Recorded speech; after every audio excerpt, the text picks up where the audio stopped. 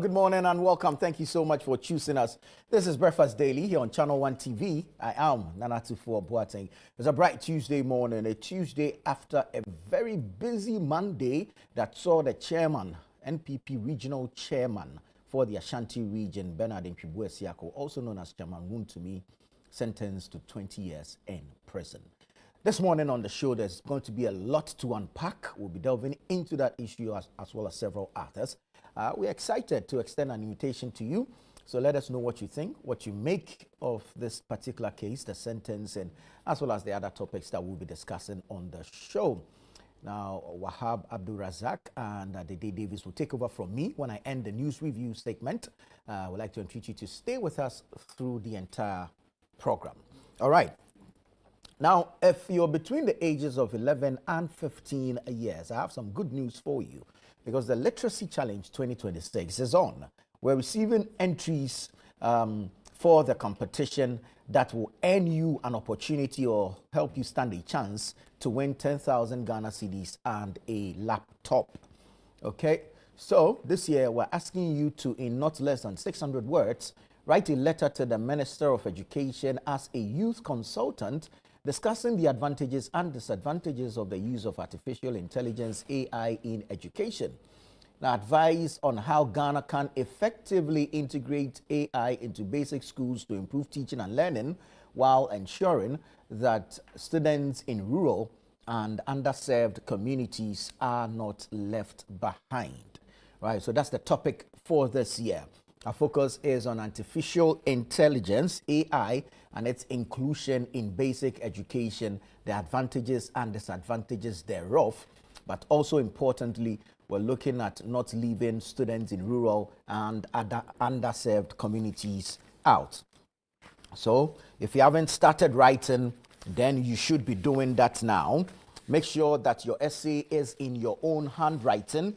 Your essay is endorsed by a parent, a guardian, or a teacher. Make sure that you add your full contact details and you post to the Literacy Challenge, GP 14123 Accra Central. GP 14123 Accra Central. So put PO Box GP 14123 Accra Central. Or you can deliver it to the Channel One TV premises at Tesano here in Accra. The Literacy Challenge is for all students aged between 11 and 15 years from across the country. So there are no restrictions or, if you like, geographical restrictions. We're inviting entries from all over the country and we are asking students to write on this particular topic that says that in not less than 600 words, write a letter to the Minister for Education as a consultant, a youth consultant, discussing the advantages and disadvantages of the use of artificial intelligence, AI, in education, advice on how Ghana can effectively integrate AI into basic schools to improve teaching and learning, while ensuring that students in rural and underserved communities are not left behind. Again, the guidelines are simple. The essay must be handwritten by participants. You need to add your full contact details. Your essay must be endorsed by a parent, guardian, or teacher, and it must be posted to the Literacy Challenge, PO Box GP 14123, Accra Central, or you can deliver it to the Channel One TV premises at Tesano here in Accra. If you want more information on the Literacy Challenge, kindly call 0205 973 973. 0205 973 973. Remember that the deadline for submission of entries is on Thursday, the 30th of July 2026 at exactly 5 p.m. So make sure you are submitting on or before 30th July at 5 p.m. The Literacy Challenge is brought to you by 97.3 City FM and Channel One Television, and is proudly sponsored by Prospectus Ghana, SIC Insurance, and Advocate Publishing. We'd like to say thank you to all organizations that have supported and sponsored the Literacy Challenge. So Prospectus Ghana, good morning to you. Thank you so much. SIC Insurance, you're a big organization. We appreciate you so much. And Advocate Publishing Limited. Thank you also so much. We appreciate you. All right. Let me now take you up north, where on the 25th and the 26th of July 2026, I'm talking this weekend, this Saturday and Sunday, from 9 a.m. to 6 p.m. daily, the entire country will be converging on the Jubilee Park in Tamale for the Northern Business Fair. All right. The Northern Business Fair is the only platform that will offer you the opportunity to showcase your goods, your wares, your services, your innovation, your technology to the rest of the world. And so we are assembling all businesses from across the country. I mean, contrary to the perception that the Northern Business Fair is reserved for businesses in the northern part of the country, this business fair is for all businesses in Ghana. So all indigenous businesses, startups, SMEs, producers, manufacturers, service providers, innovators, technology people, all of you are invited to participate in this year's Northern Business Fair, slated for the 25th and the 26th of July 2026, 9 a.m. to 6 p.m. daily. Okay? And for all customers or potential customers, in fact, if you're a business person that's been looking for a particular product that you've always thought is the preserve of the northern part of the country, and so access has been a challenge, this is the deal breaker for you. All right, come to the Northern Business Fair. That product you've been looking for will be available there. Come to the Northern Business Fair. That service you've been looking for will be available. That innovation will be available. And so we'll strike business partnerships, we'll establish connections, and we'll create networks that will help grow our businesses from ground zero to a global brand and help us compete internationally. So all of us, we're meeting in Tamale at the Jubilee Park, 25th and 26th of July 2026, 9 a.m. to 6 p.m. each day. And it promises a wonderful opportunity for Ghanaian businesses to thrive. The Northern Business Fair is brought to you by Channel One TV, powered and supported by 97.3 City FM, and is proudly sponsored by EcoBank, the Pan-African Bank, the National Petroleum Authority, NPA, the Ghana Export Promotion Authority, GEPA. We have North Shore Apparel GH, North Shore Apparel Ghana. I'd like to say thank you. And SIC Insurance PLC.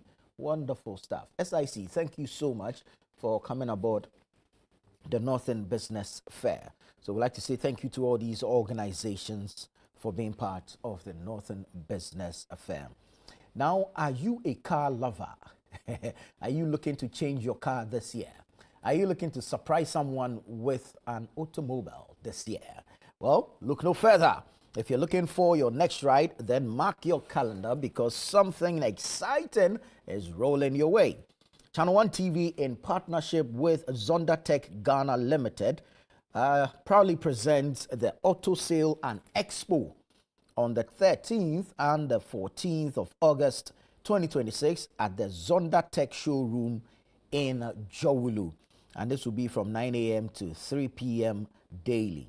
So come and discover a wide range of powerful, stylish, and durable vehicles built to suit every lifestyle and every road. Whether you're buying your first car, upgrading your current one, or simply exploring the latest models, this is the place to be. So please, you don't need to miss the Auto Sale and Expo. You can't miss it for anything. And if you need more information, kindly call 0205 973 973. Drive your dream home with Zondatech Ghana Limited and Channel One Television. So mark your calendar. It's happening on the 13th and 14th of August 2026 at the Zondatech showroom in Jowulu here in Accra. And for all you car lovers or car enthusiasts who are looking to explore the various brands under Zondatech Ghana Limited, this is that opportunity. Discover the full range of Zondatech automobiles designed to deliver power, efficiency, and durability on every road. We look forward to seeing you on the 13th and the 14th of August, 2026. All right, let's meet there. Let's enjoy this wonderful auto show and expo. All right, that said, let's go into the newspapers. Let's bring you the front pages of the various newspapers, and then we can go online and check out what the web portals are saying. Obviously, you'd be expecting that the big one will have to do with the MPP's Ashanti Regional Chairman, and it's captured here on the front page of the Daily Graphic. That's where I'm starting from. Front page says, Galamsey, Wontumi jailed 20 years. Conviction victory for environmental advocacy. That's according to a group. The group says the conviction is a victory for environmental advocacy. So Galamsey, Wontumi jailed 20 years. President taxed ECOWAS to implement protocols on xenophobic attacks. President taxed ECOWAS to implement protocols on xenophobic attacks. Cabinet approves $331 million to end SHS double track. Cabinet approves $331 million to end SHS double track. MIF, that's the Minerals Income and Investment Fund. MIF posts 1.1 billion cedis profit in 2025. So that's on the front page of the Daily Graphic. Let's go to the back page. Yes, I've been waiting for somebody to write something like this, because I think De La Fuente was the most underrated coach at the World Cup. However, he's built an empire, if you ask me, all the way from under 19 up until the World Cup. So a story on the back page from Morris Kwanzaa, who wrote from New Jersey, says how De La Fuente built Spain's golden empire. How De La Fuente built Spain's golden empire. It makes for a good read, so perhaps you should be walking to a newsstand near you, grab a copy of the Daily Graphic, and you can get the details thereof. All right, let me take you now to the Daily Guide newspaper. Front page, Wontumi jailed 20 years, fined 300,000 for illegal mining. NPP vows to appeal Wontumi's conviction. Buankra project, SC, that's Supreme Court, affirms High Court ruling against APSL. Buankra project, SC, affirms High Court ruling against APSL. Dr. Maxwell Boakye sponsors students' ecotourism trip.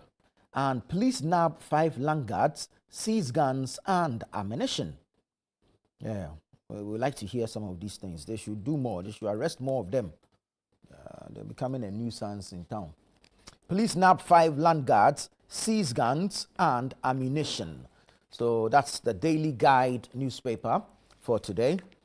Let's take a look at the Chronicle. The Chronicle newspaper also has the Buankra Inland Port project here. Story says Buankra Inland Port dispute. Law lords dismiss ASPL's $33.3 million claim against Jasmo Construction. Law lords dismiss ASPL's $33.3 million claim against Jasmo Construction. Minority declares Wontumi political prisoner. Minority declares Wontumi political prisoner. Why Wontumi was jailed 20 years. Why Wontumi was jailed 20 years. And then Accra to host Pan-African confab on political reforms. Accra to host political confab on to host Pan-African confab, I beg your pardon, on political reforms. Let's take our scripture for today. It's from the book of Matthew, the chapter number 12, the verses numbered 36 and 37. 36. But I tell you that everyone will have to give account on the day of judgment for every empty word they have spoken. 37. For by your words you will be acquitted, and by your words you will be condemned. I'll take it again. Matthew 12, 36 and 37. But I tell you that everyone will have to give account on the day of judgment for every word that they have spoken. For by your words you will be acquitted, and by your words you will be condemned. This is the word of the Lord, and to whom it may concern. So that's the Chronicle newspaper. Daybreak newspaper is next. Minority challenges High Court ruling against Wontumi. Minority challenges High Court ruling against Wontumi. Radio Gold DJ caught in 200,000 cedis land scam. Suhum NPP supporters seek fresh dialogue to restore confidence. Suhum NPP supporters seek fresh dialogue to restore confidence. GRA auctions cost state millions. Forfeited rice sold far below market value. When it is coming, it is doing. GRA auctions cost state millions. Forfeited rice sold far below market value. And then you have AG's report. NPA fights financial loss claims. So that Auditor General's report, and we understand the NPA is challenging some of the claims in there. Well, we'll interrogate these matters and see where it leads us. So that's the Daybreak newspaper. Let's do some business. Let's go to the Economy Times. Economy Times says mining sector set for major regulatory overhaul as cabinet approves new law reforms. Mining sector set for major regulatory overhaul as cabinet approves new law reforms. Key fiscal and monetary policy decisions due this week. Okay. And we know that the Monetary Policy Committee will be sitting, chaired by the governor of the BOG, of course. So story says key fiscal and monetary policy decisions due this week. Tor and Sentio expansion to meet 70% of Ghana's fuel demand. Tor and Sentio expansion to meet 70% of Ghana's fuel demand. So that's the Economy Times. All right, now I'm going to take you online and bring you some stories from our web portal. Let's start with channel1newsonline.com. channel1newsonline.com. Reliable power critical to Ghana's 24-hour economy agenda. That's according to the CEO of the Volta River Authority. Reliable power critical to Ghana's 24-hour economy agenda. Tribunals bill not fit for purpose. That's Bafo Ewua. He's an MP on the NPP side. Dafia Makpo says a failure to establish regional tribunals breaches constitution. And then again, Bafo Ewua says Wontumi's 20-year sentence is a travesty of justice. But Dafia Makpo says Wontumi's Galamsey case was built on findings made under NPP government. So the two of them, Roxanne Nelson, Dafia Makpo, and Bafo Ewua, were on the point of view with Bernard Avle last night. And so you would have a number of stories coming from that show. And of course, that interview from the two of them. Well, let's move on to some other stories. John Darko says Wontumi judgment is an error of law. Wontumi judgment is an error of law. He's also an MP on the MPP side. I have no sympathy for Wontumi. That's Inusa Fuseni, former lands minister. Wontumi conviction. Minority accuses government of double standards in Galamsey fight. Wontumi conviction. Minority accuses government of double standards in Galamsey fight. Then you have government to introduce AI and coding in basic schools. That's according to the Education Minister, Haruna Iddrisu. Budget Ghana urges transparency ahead of 2026 mid-year budget review. Budget Ghana urges transparency ahead of 2026 mid-year budget review. 210 senior high schools and TVET schools to benefit from $331 million World Bank projects.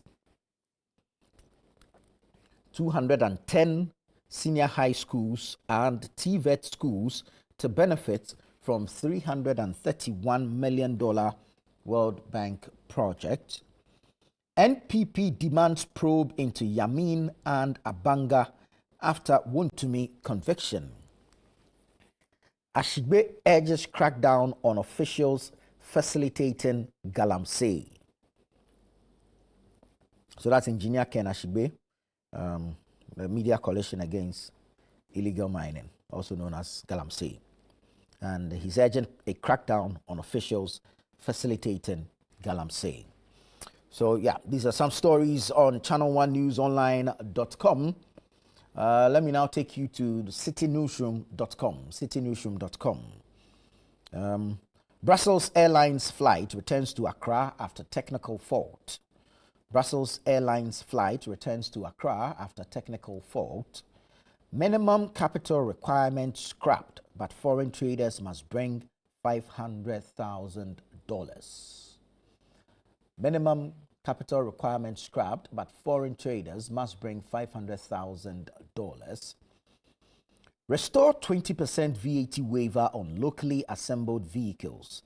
That's the auto assemblers speaking there. They also spoke on the point of view last night. Government to introduce coding, AI, and TVET into basic school curriculum.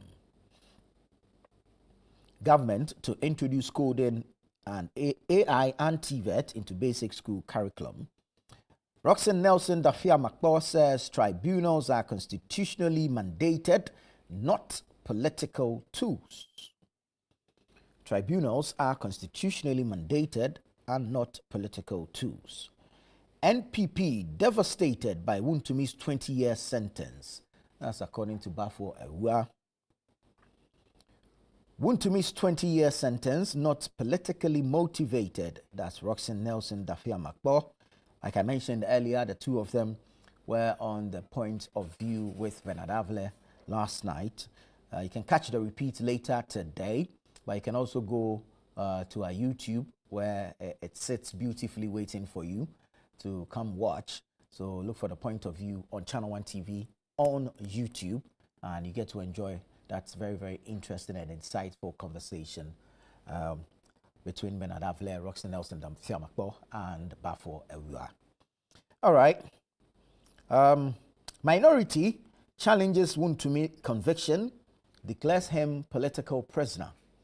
Minority challenges Wuntumi's conviction, declares him political prisoner.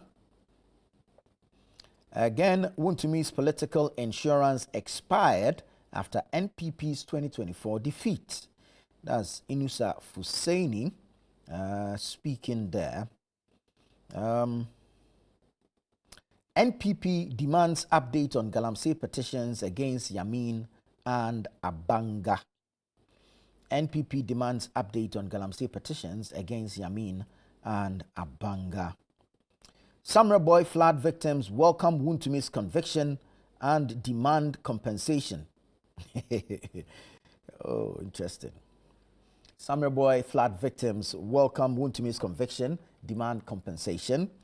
Ebola death toll in DRC surges to at least 930 as outbreak continues spread.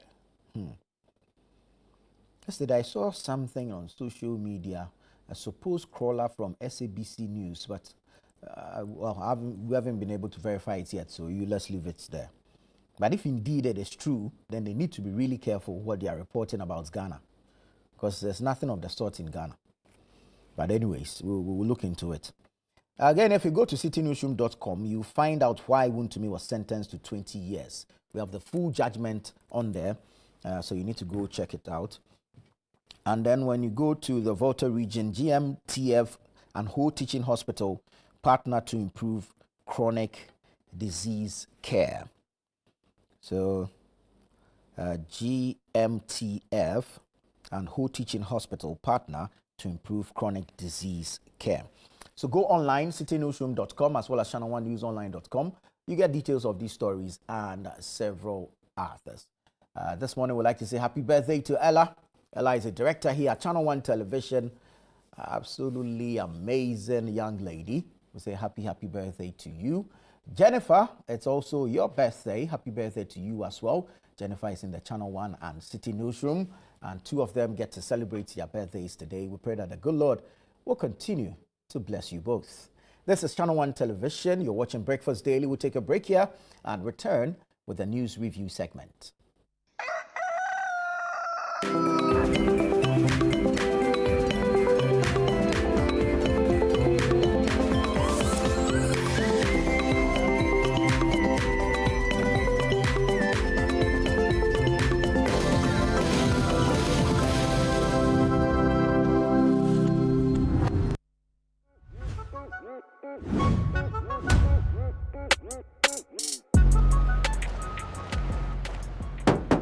This has been a great tool across the country on countless sites.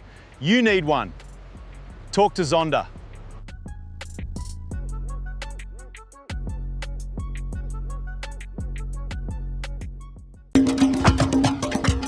This August, the journey begins again on Channel 1 TV. Relive the unforgettable moments from the 10th edition of the Heritage Caravan 2026 as we take you on an extraordinary adventure across 14 breathtaking regions of Ghana in 8 magical days. From the rich culture and history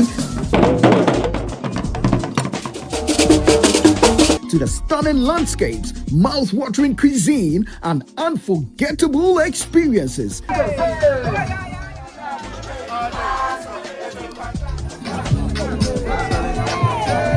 Every episode celebrates the beauty and diversity of Ghana. So from Asante State to line, maternally, are the rulers of the Asante Kingdom since 1690. Don't miss the sights, the stories, the people, and the memories. Basfa is now known as Awa International. Don't bend so marvel, now to the champion. Don't bend so marvel, now to the champion.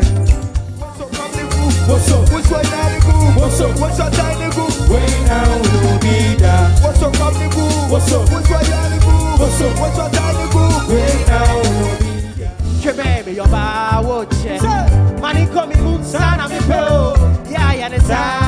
Tune in this August on Channel 1 TV, and once again, let's experience Ghana like never before. From across Ghana to the heart of Tamale, the very best of made in Ghana products, services, innovation, education, enterprise, homegrown businesses, and indigenous corporate organizations are all coming together at one exciting event. The Northern Business Fair 2026, your one-stop destination to discover, shop, connect, network, and explore new business opportunities in Northern Ghana. Whether you are an entrepreneur, investor, student, business owner, or consumer, this is where Ghanaian excellence meets opportunity. Join us on Saturday 25th and Sunday 26th July 2026 at Jubilee Park Tamale from 9 a.m. to 6 p.m. daily. Are you ready to showcase your business to the nation and beyond? Call 0205 973 973 now and secure your spot. The Northern Business Fair 2026 is powered by Channel 1 TV with support from City FM, and it's proudly sponsored by EcoBank, the National Petroleum Authority, the Ghana Export Promotion Authority, North Shore Apparel Ghana Limited, and SIC Insurance PLC. The Northern Business Fair 2026, your market, your connections, your growth.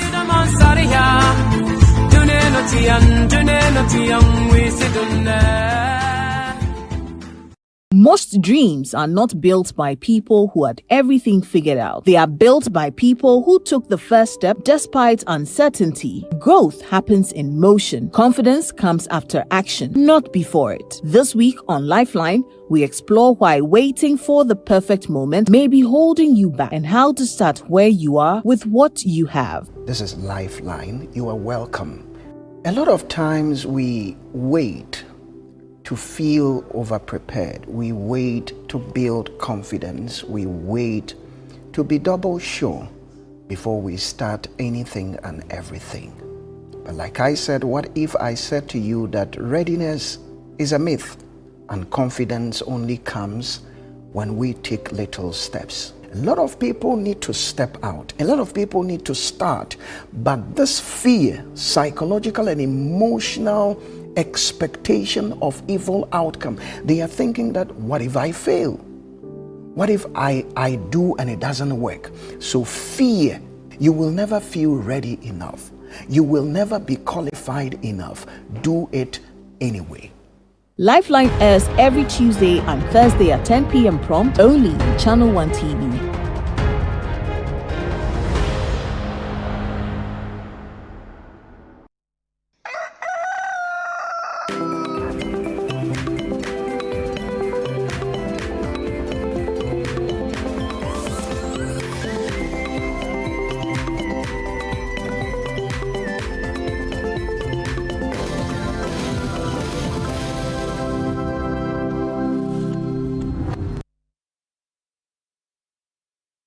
Hello there. Thank you so much for choosing us. This is Breakfast Daily on Channel 1 TV. I am Nanatufu Boateng.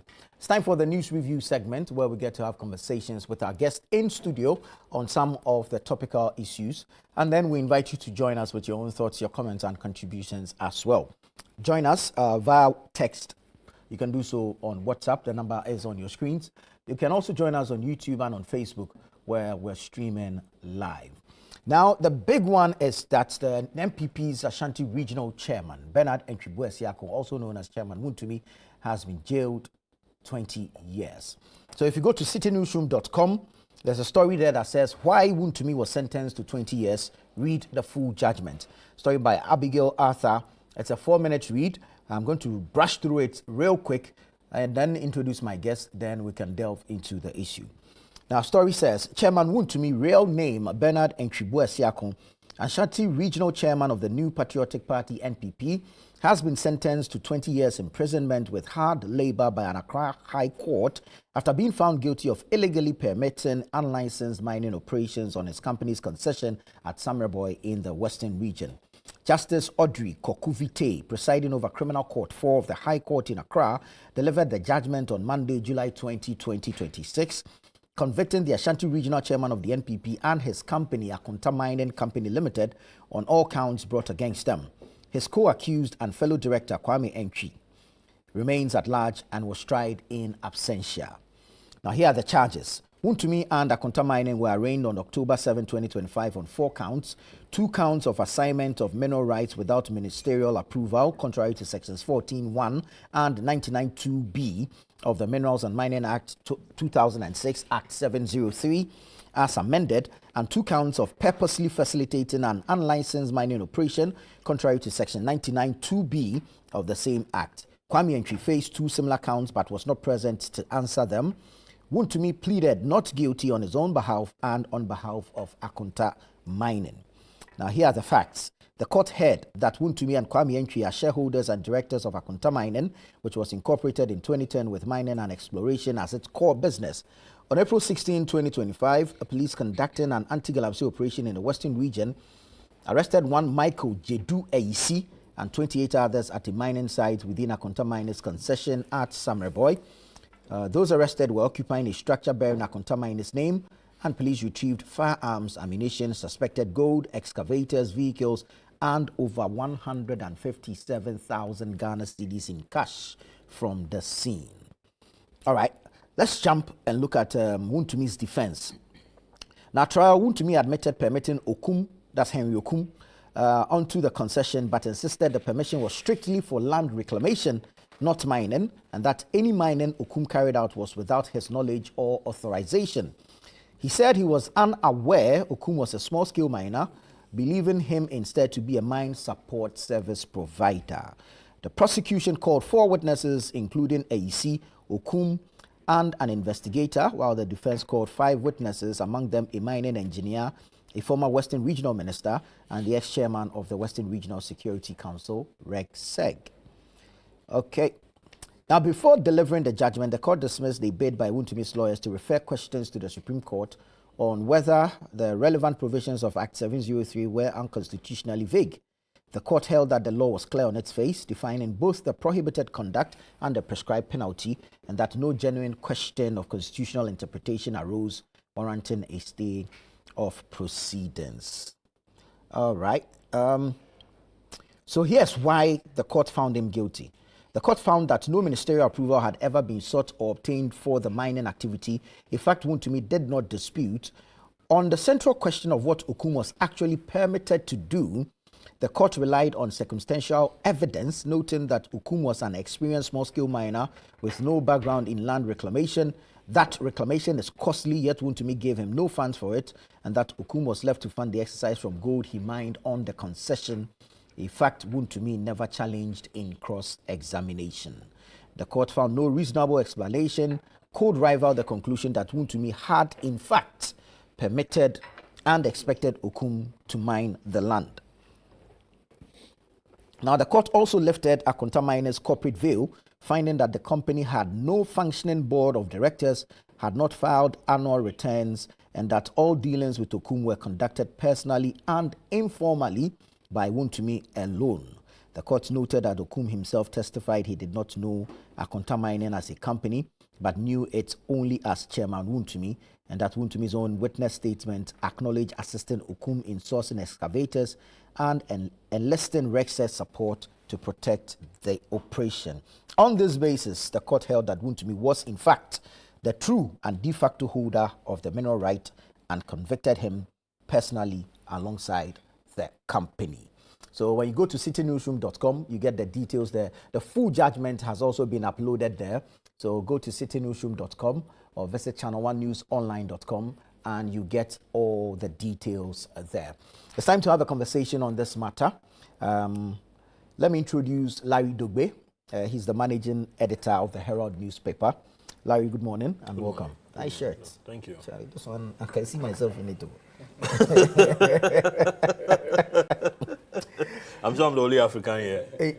You are clearly at this point. At this point, yeah. Africans also, so we have locals. I'm the only. Who's foreign attack? Really? Yes. So yours is what?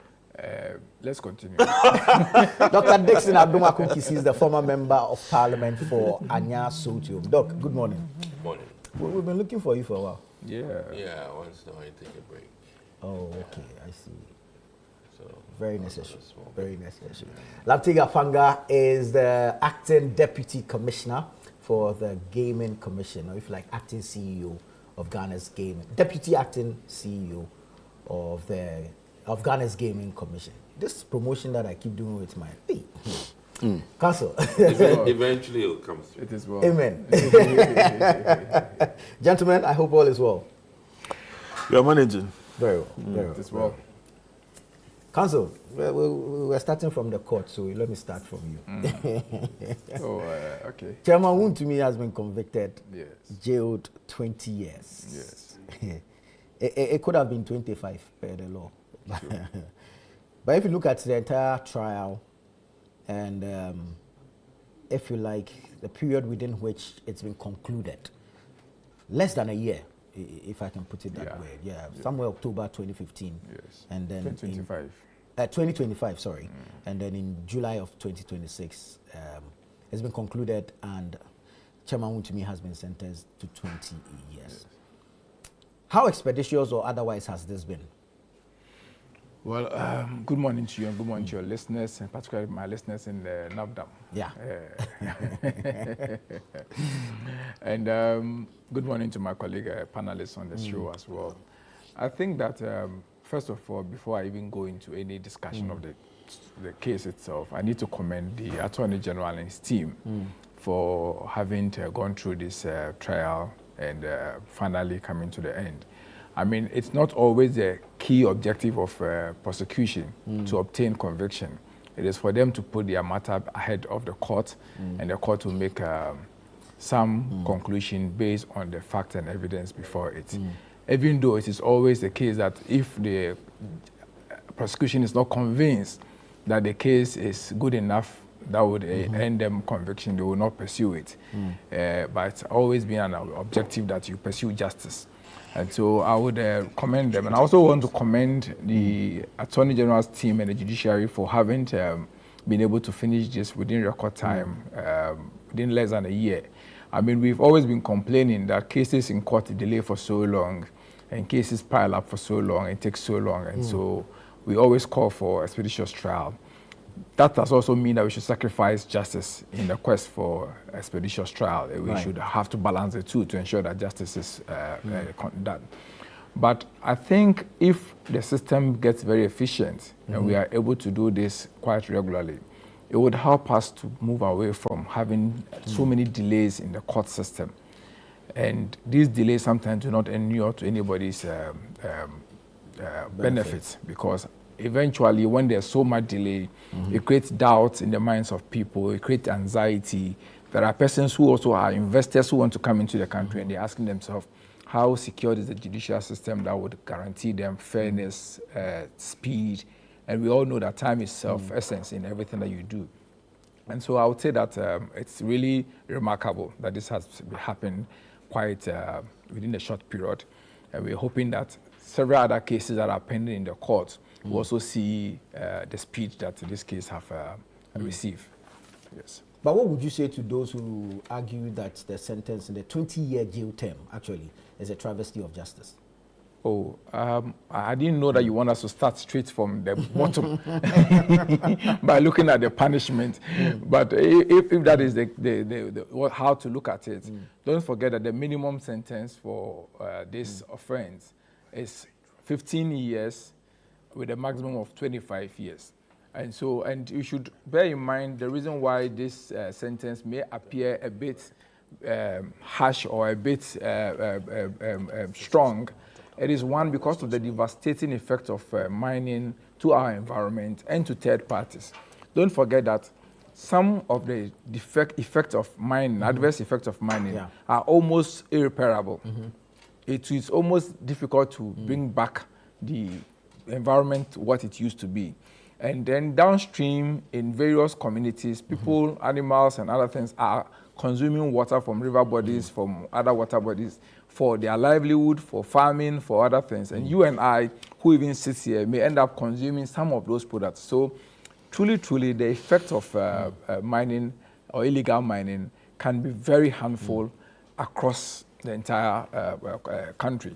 And so to say that 20 years may appear harsh, the judge, as a matter of fact, in my view, was very fair, because she could have, as a matter of fact, handed over the maximum sentence of 25 years, but she chose. And I also understand that the lawyers for Wontumi had the opportunity to ask for mitigation, and in their quest for mitigation, sought to present to the court that he's a first-time offender. He's not known before the court. He has company. To say somebody says not known before the court means that the person has no record of any conviction, previous conviction, and that he has other employees, he has engaged in other businesses, and he has other people that he served, and so the court should be magnanimous in his favor. The court took into consideration all that and came to the conclusion that 20 years is reasonable. Don't forget that the court could have also made the sentencing, because Wontumi was charged and convicted for his own offenses, and the company that he represents was also charged and convicted for its offenses, 20 years for each of them. But the court made it concurrent, which means that the two sentences will run simultaneously or parallel. Under other circumstances, you would have finished serving your sentence and come and serve the company's sentence, because you are the mind and hand of the company. But with the company not being a human being, that means Wontumi will then, if the judge had preferred or deemed it so, Wontumi will then serve his own sentence and then serve that of the company. Yes, because he is the conclusion the court reaches is that there are two directors of the company. And of the two directors, one of them is practically inactive. I mean, he has even been out of the country sometime 2021, 2022. And if you observe carefully, the lease was granted in 2021. So by the time the lease was granted, the gentleman was not involved in the affairs of the company. It was also proven that the company did not really follow any corporate governance structures. There are no documentations, no board resolutions, no filing of annual returns. I mean, these are some of the indications that the company is being run within the corporate governance structure. Where you don't have some of those things, then it means that you are running the company more or less like a sole proprietor. And in that circumstance, the court will be compelled to lift the corporate veil. It's a standard legal principle that a company is separate from its owners and directors. and that liabilities of the company will not extend to its shareholders and directors. But there are exceptions to that rule. I mean, where the company is used to perpetuate any crime, or where the company is used to evade any contractual obligations, some of these exceptions will apply, and then we'll go after the minds and hand of the company, which is the directors. And that is why Wontumi is serving the liability of the criminal liability of the company. Wow. It's also interesting to note that the sentencing regime was changed from 5 years to the maximum 25 years under the MPP. Well, I don't think we should be concerned about who changed it. I didn't think that, I mean, you should appreciate why some of these things were done. True. I mean, at some point, the level of illegal activities going on in terms of mining was becoming very alarming and worrying. And as part of the measures to introduce harsher, strict mechanisms, was to introduce severe punishment for people who found themselves involved in illegal mining. And that is one of the reasons why the sentencing regime was enhanced from 5 years, unfortunately, as you have said, under the NPP regime. Oh, but is it unfortunate? It was well, I think that for the benefit of the public, it's rather fortunate because it is to serve as a deterrent to other persons who are contemplating or are already involved in matters regarding illegal mining. And so this is a clear warning to anybody involved in illegal mining that, listen, when the law gets hold of you, you suffer very severe punishments. Up to the point of 25 years jail. Hard labor. Very well. Doc. Yes. Good morning to you again. Good morning. Yesterday, your party held a press conference. You say you appeal the conviction. Well, let me also take the opportunity. My nurses are screaming at me that I never say good morning to them. So my nursing staff and administrative staff at Deseret Hospital, I'm wishing them a very good morning today. So Larry, you greet your reporters. He has to. He has to. So today he's moved. He's added his nurses to his parents. Yes. Okay, so mom and dad are watching. I have to do that too. Okay. Yeah. Let me say that I'm quite troubled today. I'm troubled primarily for Ghana. It is expected. How so? And more importantly, I think that we need to have a huge look at what's happening. Okay, I say this. I was happy to hear my colleague here mention the environmental damages, from mining, and how he elaborated it. In fact, there's a school of thought that says that even Chairman Wood, to me, is not very vexed in the extent of, damage to the environment in terms of mining activities. I'll take that. But my concern in all of this is that... he's not vexed. What I'm saying is that the extent to which the environment is damaged by mining activities... Right. He doesn't know. He doesn't know. When I say extent... Yes, I'm asking. I want to understand. So he doesn't know. He doesn't know the depth of effects of the mining. Depth. He doesn't know. I said there's a school of thought that he's not aware of. And you belong to that school of thought. Which of the schools do you belong to? And I'm stretching this. Do you subscribe to that school of thought? I'm stretching this to many miners. Right. Okay. It's like saying armed robbers don't know the effect of robbery. Oh, or rapists don't know the effect of rape. I must admit on your program that many of the young guys toying with mercury do not know. Well, if they knew and understood, they wouldn't be doing that. So, Council, that is what I'm getting at. Very well. There are people out there playing with mercury. They are thinking about what they are eating today. They don't know that 10 years down the line, all the monies they are trying to get, they'll succumb to a health issue because of the mercury. So when I say that some are not appreciating, they may have heard, but to appreciate. And I say this largely because of some of the people I deal with from the Galamsey areas, okay, who have no clue but they are using these chemicals, okay? Now, is this retaliatory prosecution, excessive use of force because we have the law on our side? These are the questions that are running through my head. You know, I've seen the Chinese go after former appointees and people. Theirs seem a bit fair. They go at it, and they go at anybody, whether within their party or outside their party. Now, my concern is that... That's the Chinese Communist Party. My concern, if I can proceed, my concern today... No, what I'm saying is that if you look at some of the trials in the Chinese domain, their own appointees who have done corrupt deals, they go after them, they, put them through firing squad and things like that. Okay? Now, my concern is that this judgment seems novel. And I say this in the sense that, this is like subleasing, quote unquote. And I've never seen other miners go through this. Please, I mean, when I say novel, what I mean is that it's almost like building without permit, and now you're being prosecuted for that. And we know in this country the volume of people who are building without permit. One of the key crimes there, that he gave rights to people without the minister's approval. My concern, there may be 50 others who have committed similar. What are we doing to them? So it starts from somewhere. No. If you can appreciate where I'm coming from. Yeah, I get you.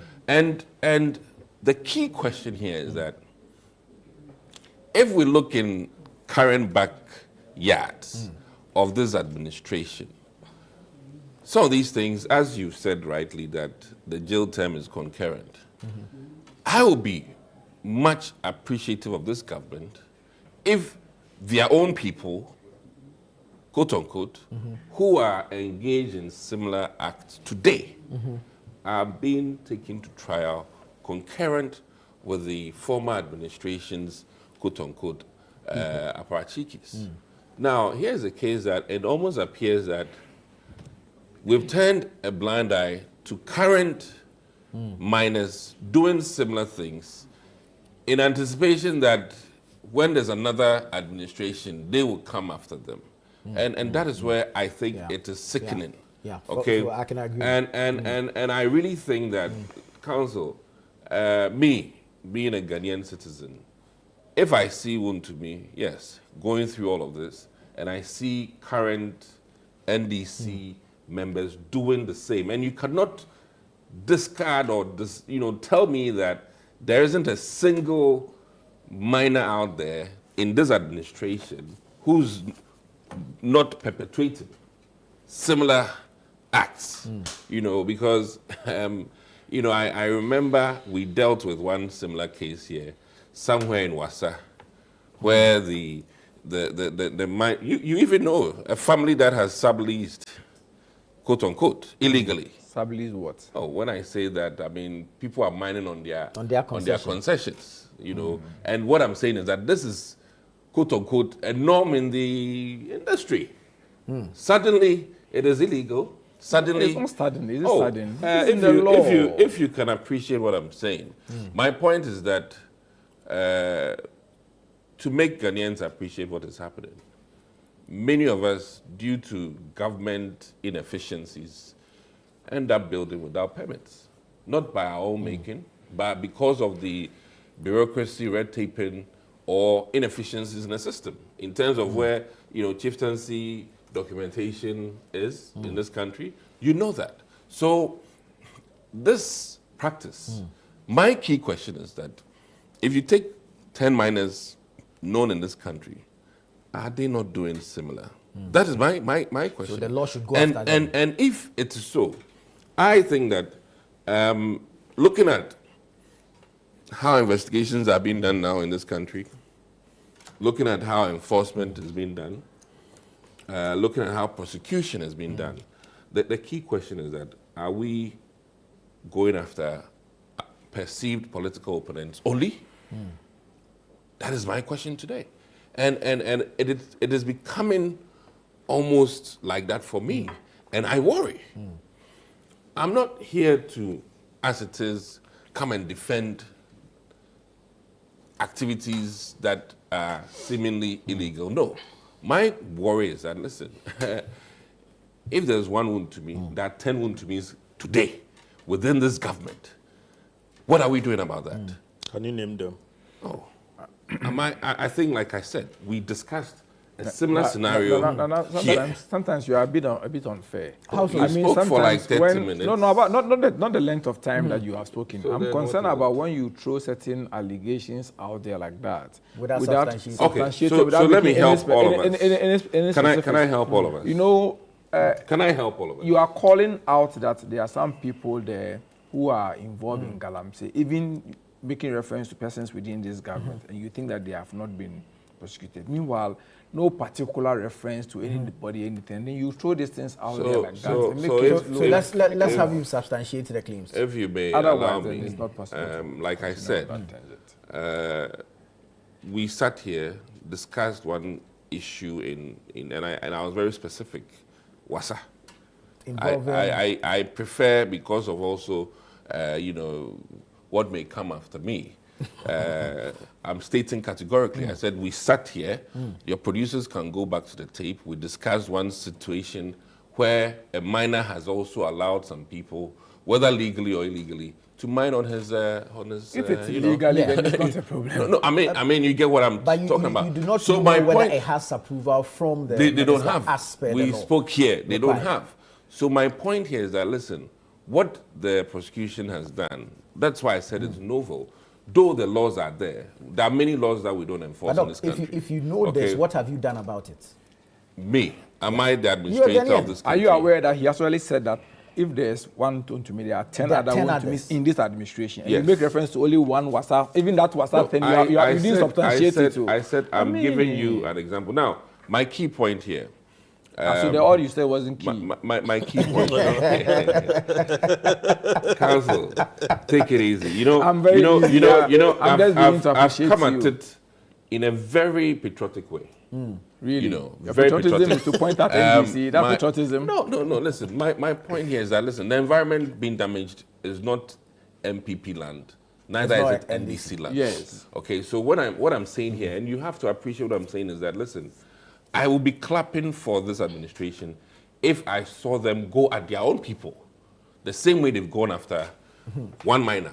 And let's not color wound to me as MPP when it comes to mining, because those mining things were his business, not MPP.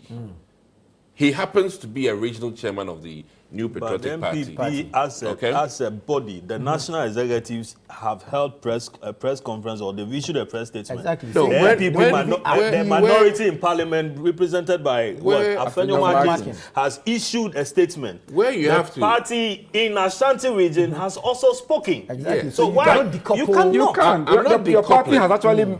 They owned it, and as a matter of fact, indicated that they would file an appeal. As if they are going to be they are the ones who have been convicted. Why didn't we hear when President Akufo-Addo cleared him? What you have to appreciate is the fact that once you're in opposition... This is not patriotism, Dixon. This is not patriotism. Me asking that other miners doing similar should be prosecuted. Are you aware that the Wuntumi issues did not start with this administration? Oh, but my question, please. So if I may put it out to all of us, are we here categorically saying that other miners are not culpable for the same or similar? Nobody had said so.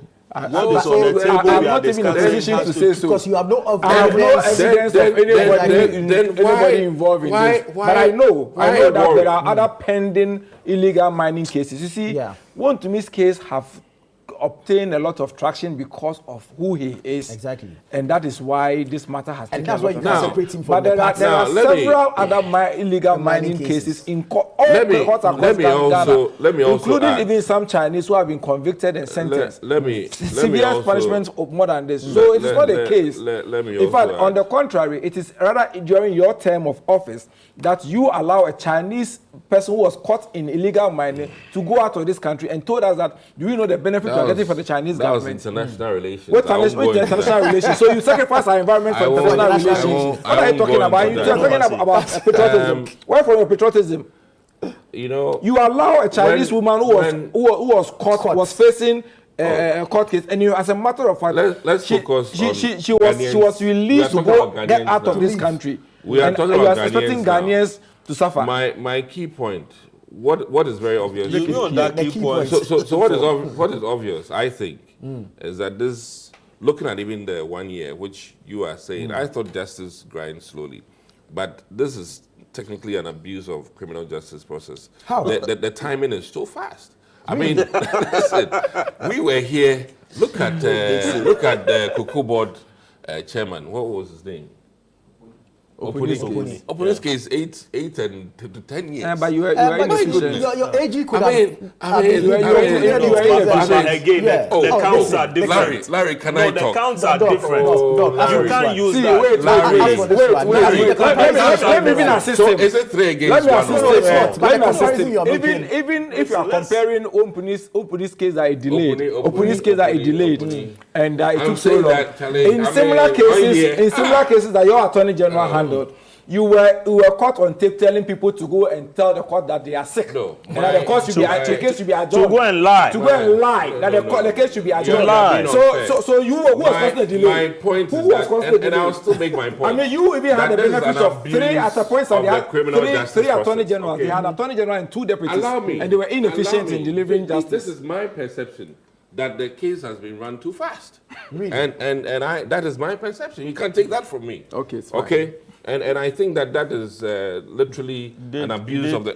allow me. Larry, you have your time. No, to me had witnesses who were not allowed to speak. Larry, you have your time. He even called for an extension of time. Larry, you have your time. Can I make... It's my perception. You want to take away my perception. Okay? And then I think that this is retaliatory targeting of a perceived political opponent, and I will leave it at that. And I think that, you know, history will be our very best judge. I'm waiting until I see the NDC administration prosecute their own doing similar. Then I'll say that, listen, it's been a fair trial. You know, there's a case where we have this same Attorney General gave a blank check to all the NDC guys who were in court. Just came and said that, oh, all of you, your sins are forgiven. So if I feel that this is a political retaliation... This is the first time in the history of this country that Nolly Prosper has been filed? Not in the manner. Not in the manner. Larry, which other manner? Which other manner? So, I mean, your politics is too decent for some of these things. I respect your politics. You say he was being patriotic. Yes, I have respected your politics, but this particular approach, DK. Larry. No, man. Larry. Doc, let's hear from Larry. So in my conclusion, one, I think this was quite fast. Okay. Granted, he has other cases coming up, which we all know. But this was quite fast. And in fact, we'll live to see how the NDC manage their own, doing similar things. That's all I want to do. Very well. Submit. Larry, is this conviction a victory for environmental advocacy? I think it is. I think it is. But it shouldn't just end here. It should go beyond that. And I'm with Dixon on that particular, you know, that particular key point. That key point. Of going after all others. Yes, go after all others. And that, I mean, we can't just complain that, oh, water bodies are being polluted. So and so is happening. We are denying people of their livelihood. Those who fish, okay, or use the forest for one thing or the other, the herbalists and all the others who rely on, you know, what do you call it? The herbs for whatever, you know. We can't just allow people to do whatever they are doing, okay? But, I mean, whether or not there had been injustice in this particular case, I think that, I mean, the optics are different. The optics are different. Where did we come from? We had come from the 2023. 2023. Where Akonta mining became an issue. Yeah. And we had a president who went and during a public, event, cleared this particular company. The suggestion was that it was not even involved in any mining at all. The tapes are there, the videos are there. We saw President Akufo-Addo. That's a key point. Is the word. We saw President Akufo-Addo saying that, listen, to me, Akonta mining was never involved in anything of a sort. Today, this is where we are. This is where we are. He was put before court. The prosecutors pulled out their witnesses, including one of the people he assigned the concession to, as the prosecution witness. Yeah. And from the account of the court, he said that, listen, this is what I didn't even know that there was a company called Akonta Mining. Yeah. What I knew was Untumi. Untumi comes and says that, listen, we didn't engage you to do mining. We rather got you to do reclamation. The court said, listen, he was never paid any money for that reclamation. He was never paid any money for that reclamation. He was rather to work and then use the money. Whilst he's pocketing some, he's using some to do the reclamation. This is what the court is saying. Yeah. And according to the judge, Untumi's lawyers never contested this. They had gone through the process, everything. Then Judgment Day was set. You remember it was supposed to be July 3rd. Yeah, 3rd July. Yeah. Soon after the judge was announced, his lawyer, Andy Apia Kubi, said that, listen, he's no longer interested in the case.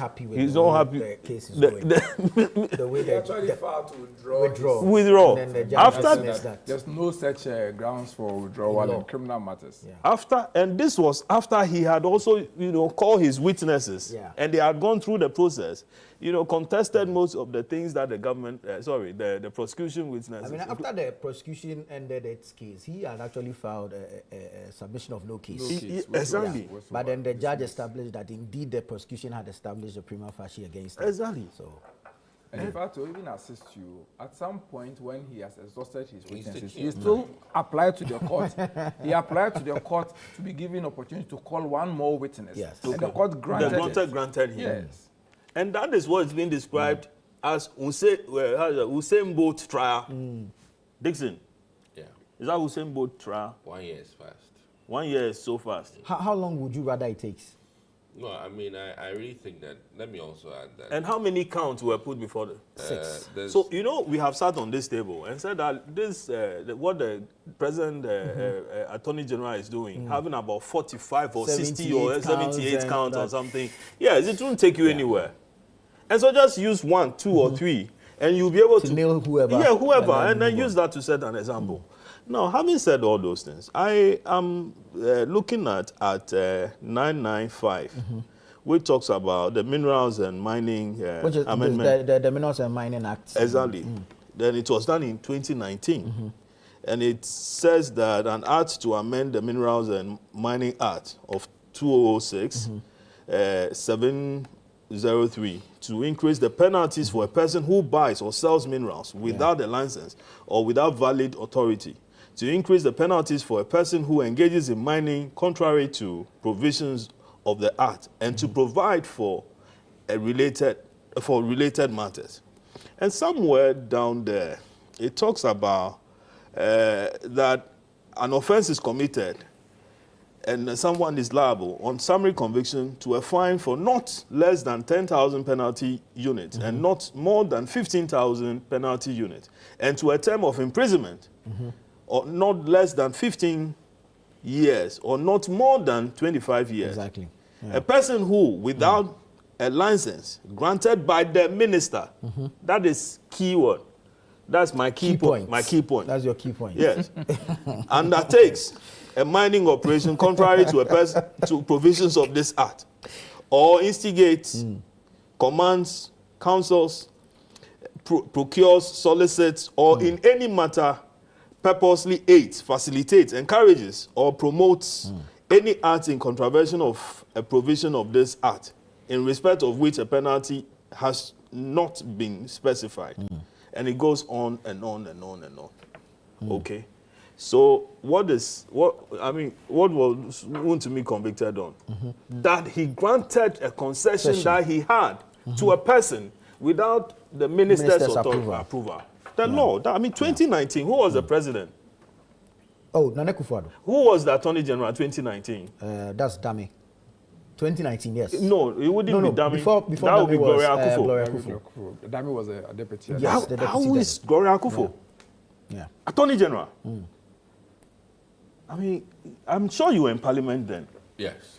Thank you. So you know about this law? He's part of the. You know about the law? Yes. You do. There are many laws that have not No, been no, enforced. it's not about many laws. You know about this I'm particular saying that law. there are many laws that have not been So enforced. should we So we shouldn't enforce the ones that No, this one. I mean, like you draw me into selective justice. I don't want to go with that. No, But my Dixon, point I'm is saying that you were part of this. There are many Did minors. you believe in it at the time? I do, and I still do. You have always But sat there are on many this table minors- and there are talked many about minors how culpable for our the same water thing. bodies are being I want polluted. to see them go And through your it. medical, profession has run supreme in your arguments. Always. Always. Yes. And I've respected that. Thank you. Today, Dixon, you are putting your politics ahead of your medicine. No. I'm only saying that there are many minors comparable. Your for the politics same. has always been Dixon. I'm saying being that. bad. Listen, Dixon, you sat in a parliament that passed this particular law. Yes, and I'm saying that there are many minors comparable. And I I'm want saying, to see them so, all. okay, so you respect the conviction? Oh, have I come to complain about the conviction? See, I beg you. Let me even take you one step back. I haven't. In 2023, 25 minors were jailed in Takwa for cumulatively 110 years in jail. 2023. 2023. Yeah. Okay. And Godfrey Dami in 2024. Yeah. No, not He 2023. did a few press conferences. Did a press conference told us that over 76 people were in court facing charges involving illegal mining. So please don't create the impression that this law has been lying idle and nobody is enforcing it. The law is being enforced. The law is active. The law is active in several courts where people are facing charges of criminal prosecution related to mining. Some are actually even serving their jail term as we speak. And so it is not new to create the impression that this law was lying inactive and has not been activated. It's not fair. The cell that I was in, okay, there is a gentleman called Aiku. Let me mention his name. Aiku was picked from somewhere within the Takwa areas there. Okay. And he's been in that cell for close to 9 months. Without no bail. No bail, no trial. Even when he got a bail, there's nobody to, they couldn't meet their conditions. Exactly. Terrible. And he wasn't the only one. I saw another guy who had been brought from where? Somewhere in the eastern region there. Osino, those areas. It doesn't make it right. And they are there going through this. Right. So if you pass these laws, Dixon, and you were part of it, it should be able to you work. should be able to work. You should be. Do you know the story? You are misunderstanding I am not misunderstanding. It was one of your key points. Yes, I'm saying that a trial had gone on. You said that many more people should be arraigned, and then I'll be like, they will. And more And importantly, in fact, some are still even facing and more prosecutions. importantly, See, we are here. I have just We are here. Some Yes. NDC members in Kumasi's name came up. What's his name? The numbers that the numbers that Lamtic is it mentioned. Yani or Yini or something like that? What's the guy's name? I don't know. You're talking One of your NDC. Yamel, the footballer. No. Okay. Is it this thing you're doing is not helping you? Seriously. Anyway, this thing you're doing is not helping you. There's been We get the fact that the law should apply to all persons. Is it Yasmin? Something like that. I think you're talking about Yamin. Yamin, yeah. What has he done? There were two names in addition to the wound to me, no, but during the I thought MPP, they said the Yoko is investigating. That, so. Their investigation. Yeah, for me, I'm happy about that call. That listen, Yoko, you can't keep us here forever. Yeah. Okay. Like many cases, I mean, Yoko will issue a statement and say and go to bed. And journalists, as we are, we also don't follow up. So you understand me now? You get it. We also don't follow up. So from this, Yoko should come out and say, hey, you know something? This is the thing about Yamin. This is what we got from Yamin. Sometimes we also place too much burden on some of the state agencies. The person making the claim that Yamin is involved in Galamsey, like this, my brother is saying this morning, should be able. Wait a minute. The state did not make any pronouncement in that manner. It is somebody who made an allegation, and the matter was referred for investigation. We wrote a story, and just for we wrote a story that we had heard that the person who made the allegation said the number he provided, he got called, and he said he hasn't made any claim like that. He doesn't even know the people involved in the thing. But from there on, Yoko should be able to come out with hey, listen, this is the number that was provided. We called this person, and the person said, I don't know anything about it. Let me be fair to Dr. Frimpong. Which Frimpong? His narrative, Professor, his narrative had both people in the MPP and NDC administration. I mean NDC party, and these were issues before 2023. How have we singled out just Wontumi? But you see, it's not fair to say Wontumi has been singled out. Stop that. The thing is that because there are others who are facing prosecution, others who have been convicted, may not have that political, if you like, tag on them. That is the point I'm making. Let me just read an extract from this report for you. The Attorney General Minister for Justice, Godfrey Dame, has stated that 76 individuals have been convicted of illegal mining since August 2021. They're not political. He said over 140 cases of illegal mining involving 850 accused persons are pending before court. I mean, come on. Listen. Why do you want to make it look like this is the first time? I think at the time I was here, said, listen, he should give us some names. You couldn't just throw this thing out. I'm not talking about you. I'm talking about Dami. You can't just walk in and say that, I have 800 or 1,000 and then we are doing this. I mean, it was just to cover up. Let me say that with Wontumi, it will serve as it's a superstar case. There's nothing superstar about it. Listen, there's nothing. It's a regular case. It's just because it is Wontumi. But there's nothing unique about the particular case, the subject matter, and if you look at the deterrence, it will help. Vero. People are discussing. It will help in terms of deterrence. But my key point is that I will be more satisfied once I also hear one political actor from the NDC side also going through this. But for all those who are under trial, those who have been convicted, if it's not an NDC person, there's no satisfaction for you. No, I'm saying that. I'm saying that at this point in time, when you go after the smaller miners, we need big fishes like this. And that's why I'm saying that the big fishes that we knew, one name I mentioned here, which you helped me bring out, is it Yamin? Please, today you don't know. Stop coloring the discussion with throwing out names. You hear arguments from persons like Dixon saying that, virtually suggesting that, No, I haven't said that yet. Oh, please. No, he said that. He hasn't said. I haven't said when that. we come. He said, as it is now, it should spread wide and hope every other person involved in it. Not every other person, but NDC person. Yes, he wants that is the beauty of justice. That is the beauty of justice. And then I'll say that, yes. But that's comparative. Yeah. Truly. I think Larry should finish that. But that's comparative. You carry on.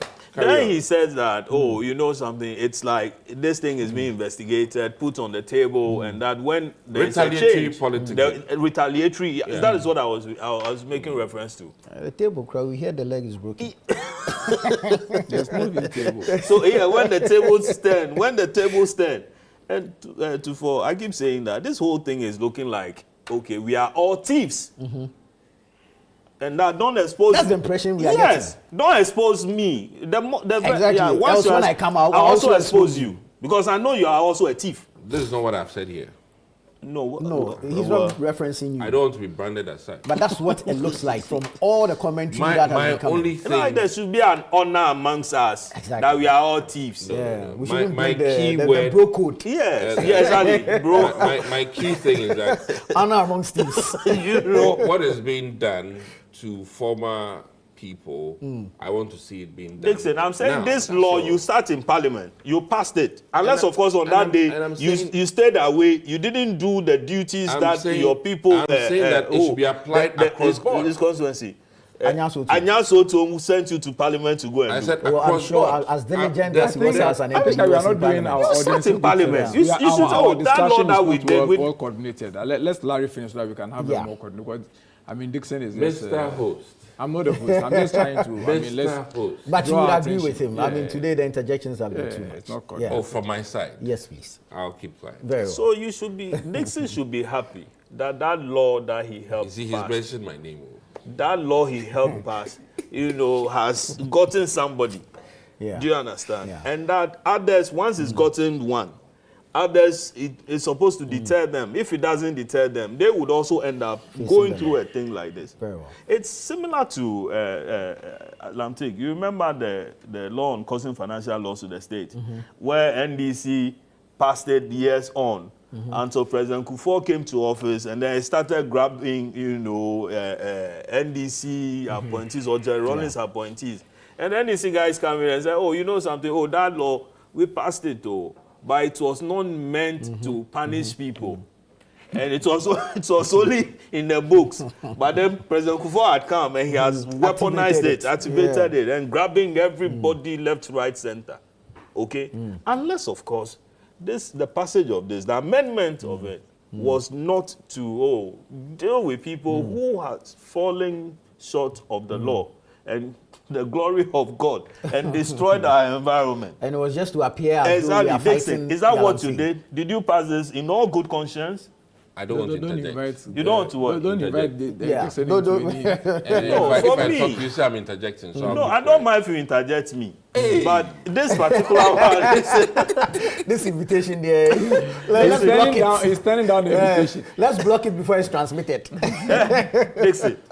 You said I should keep quiet. Let me take a few messages. This one says, good morning. I am Okai from Bantama in the Sene West District. Chairman Wuntumi's conviction, and counsel, this one I need some education on this. Says Chairman Wuntumi's conviction was founded primarily on circumstantial evidence and the testimony of the prosecution's witnesses rather than direct evidence. On the critical issue of whether permission was granted for illegal mining or merely for land reclamation, the case essentially became one of oath against oath. The trial court, however, preferred the prosecution's version over the defense's. Whether the circumstantial evidence was sufficient to displace the reasonable doubt inherent in an oath against oath situation is likely to be a central issue on appeal. Ask him to read Henry Okum's testimony. You finish up and then This one says, good morning, and the honorable doctor is confused because they never expected a conviction of this manner. You can pardon him. The period of immunity is over. This one is Kojo from Peki. Good morning to you and your esteemed panelists. My brother Adomaku Kisi is a fine gentleman and he seems to be in the hot seat. By inference, he expected the trial to linger on for more than 8 years, drawing comparison to Opuni's case, so that in the event that government changes, prosecution would...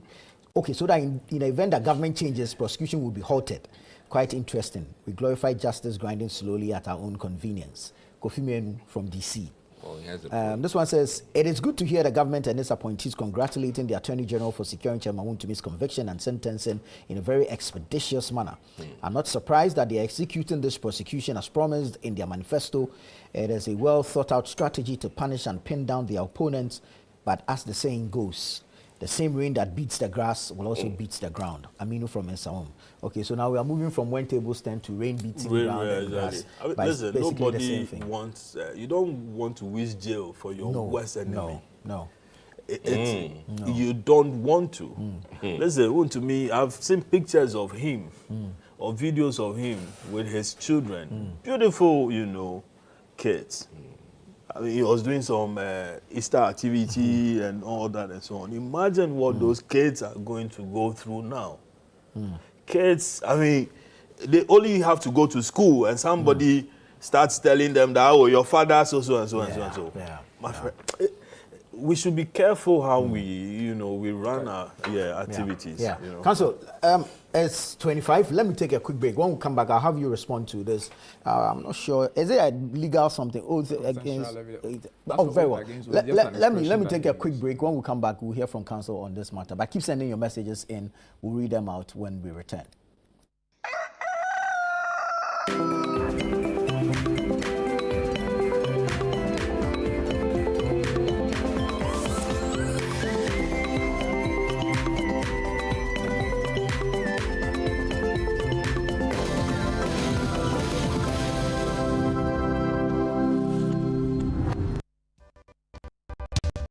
Line of work, a confident smile is everything. Kel Charcoal toothpaste keeps me on top of my game and ensures my smile is always radiant and bright. With the tiring nature of my job, we spend several hours under the scorching sun. To keep our teeth white and our breath fresh all the time, we use none other than Kel Charcoal toothpaste. Kel Charcoal toothpaste. You're on a case and in a cat one. Mayo kendini ehu be hia se metwa sapapa dia to ama me manfo Kel Charcoal natural ingredients eno ene bo me se ho ban e ma ne sren ne sanso mama hotoso e wo bedwam. Kel Charcoal toothpaste. Choose Kel Charcoal toothpaste for anti-cavity, whiter teeth and fresher breath all day. Available in 80 gram and 150 gram. Grab yours today. Kel, happy smile. This advert is FDA approved. In today's fast-paced African business landscape, human resources is no longer just a support function. It's the strategic heartbeat of your organization. Are you prepared to lead that change and redefine your professional impact? Welcome to the HR Connect Conference 2026. This year, we are diving deep into our professional theme, from certification to competence. Why elevating HR is critical for business growth and competitive advantage in Africa. We are profoundly honored to host our guest of honor, His Majesty the Gamanche, King Takite Churu II, alongside our distinguished guest speaker, Honorable Haruna Pelpo. Over 2 transformative days at the prestigious Labadi Beach Hotel, you will go far beyond traditional theory. We have curated an immersive experience designed to challenge your thinking and sharpen your edge. You will have the opportunity to participate in our expert-led masterclass sessions, including personal branding and mastery, the CDAT compensation and benefits masterclass, our critical labor law masterclass, and the forward-looking SHRP future of work masterclass. Beyond the masterclasses, you will gain rare, high-level perspectives during our exclusive C-suite sessions, engage in intimate fireside chats, and participate in our interactive table talk sessions focusing on HR mentorship mastery and the latest in HR tech. Proudly partnered by CDAT Consult and SHRP, this is the premier gathering for HR professionals ready to shape the future of our industry. Mark your calendars for July 30th and 31st, 2026, starting 9 a.m. sharp each day. Elevate your practice, drive your business. Join us at the HR Connect Conference 2026. We look forward to connecting with you there. Every day, we make choices. Some big, some small. What would you be doing today? I want this or... Every day, we make choices. And sometimes, choices that shape our hearts. Hi. Whether it's a long-term or short-term decision, the Lydia Ranger gives you the power to truly decide.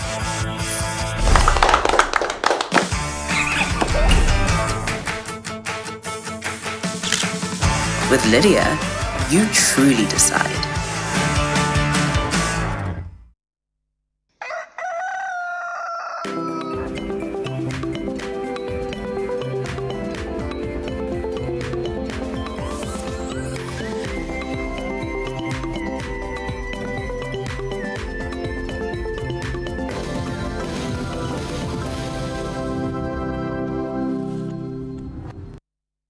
You're welcome back. Thank you so much for staying with us. We're having a conversation on the jailing of Chairman Wontumi.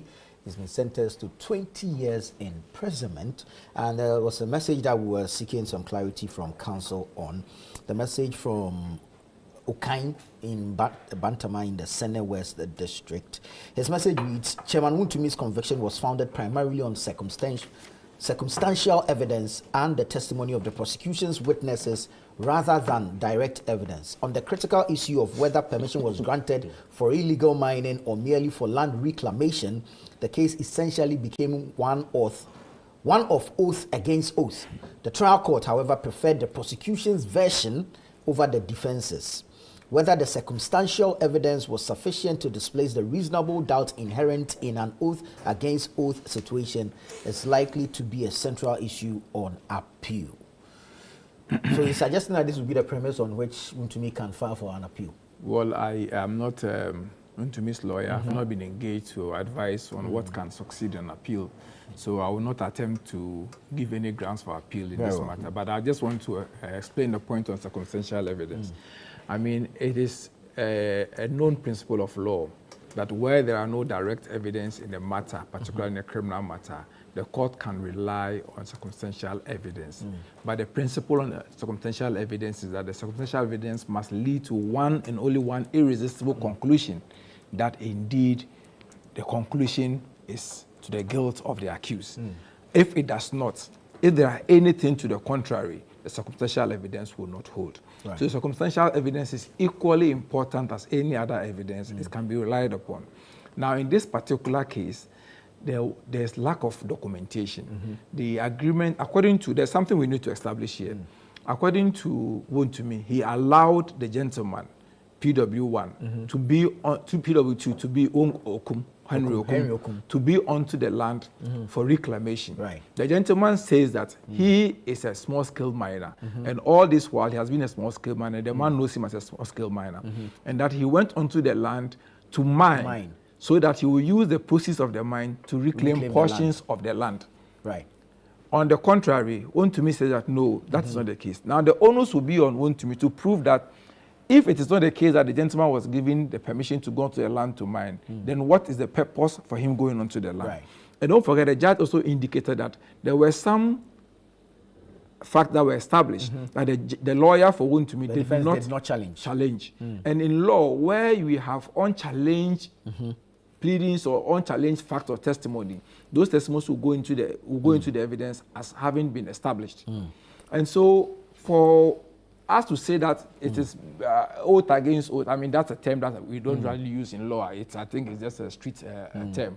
But it means that it's your word against my word kind of thing. Right. But this is based on the circumstantial evidence, on the fact that the gentleman, don't forget that the mining regulations, also regulation, the LIS 2175, requires that if you say you are a mine support service provider, you ought to obtain license to be able to go onto a concession. The concession was exclusively for Akwanta mining. Any other person who comes onto the concession requires a license from the minister. Requires to go to the Minerals Commission for a license if it's a mine support service provider.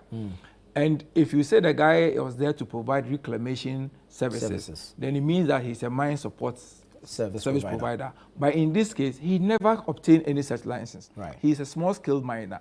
He had gone there, and this guy, as a matter of fact, was part of the people who were picked up on the day the police went onto the land. He, as a matter of fact, was a supervisor on site at the time when they were picked up with all the equipment, 25 or so excavators, some metals suspected to be gold, cash, pop action guns, and several other items that they retrieved from the grounds. So it will be quite difficult for you to say that on appeal this may be the grounds. But of course, I mean, his lawyers are the ones he would instruct, and they would have the burden of having to couch their grounds of appeal and pursue the appeal.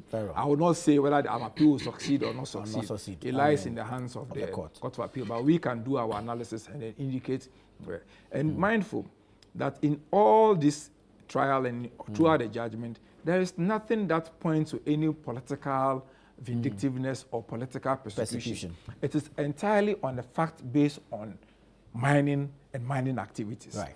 And the law places a burden on anybody who holds a mining interest. That if you hold a mining interest, you can't assign, you can't transfer, you can't encumber.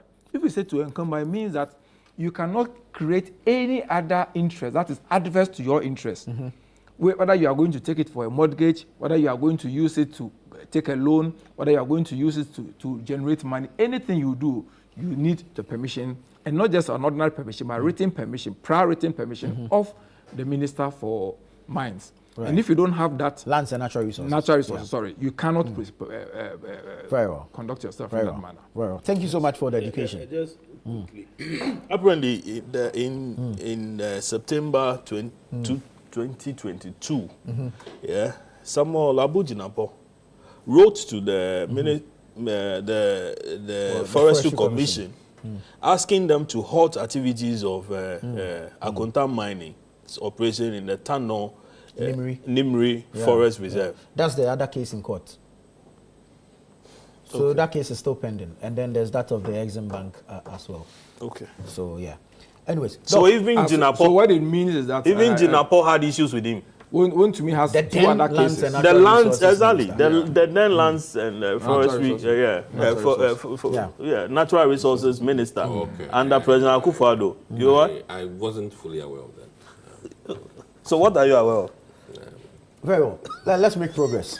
Doc, you know Frank Anodompe?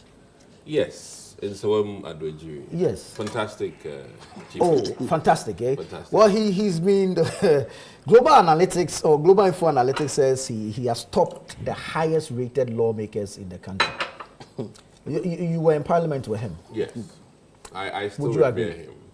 You know, he's a colossal figure, and I mean it's not easy to shine in opposition, but I think he's carried himself well. Granted that there's always a disconnect between what you do on the floor in terms of legislative work and then what the people at home are expecting of you. And this is the big challenge. This is a big challenge because, you know, you would excel so much in doing what you're supposed to do as a member of parliament and what the state requires of you. And then there's also the perception.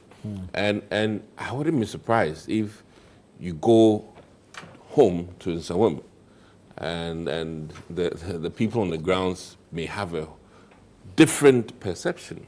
And that is the challenge we have in this country. And I think that we need to, as a people, carefully reassess ourselves and bridge that gap between performance in Parliament for parliamentary duties, which are required of us as legislative members, and then the alms given. Okay, I'll put it in that category, and I think that when the two merge, then this country will move forward. I think a lot of burden is put on parliamentarians, very unacceptable in some regard. Everybody will say that, oh, but you campaigned on it. No, some of these demands are not what we campaigned on. We didn't campaign to pay tuition for one person over 5 years, you know, I mean, over a 5-year period, or over a 4-year period. We may help one every other day, but sometimes some of the people, the same person will come at you for Sunday meal, Monday meal, Tuesday meal, Wednesday meal, Thursday meal, Friday meal, ignoring the fact that there are many more hands that needs your services. So kudos to Anodompe.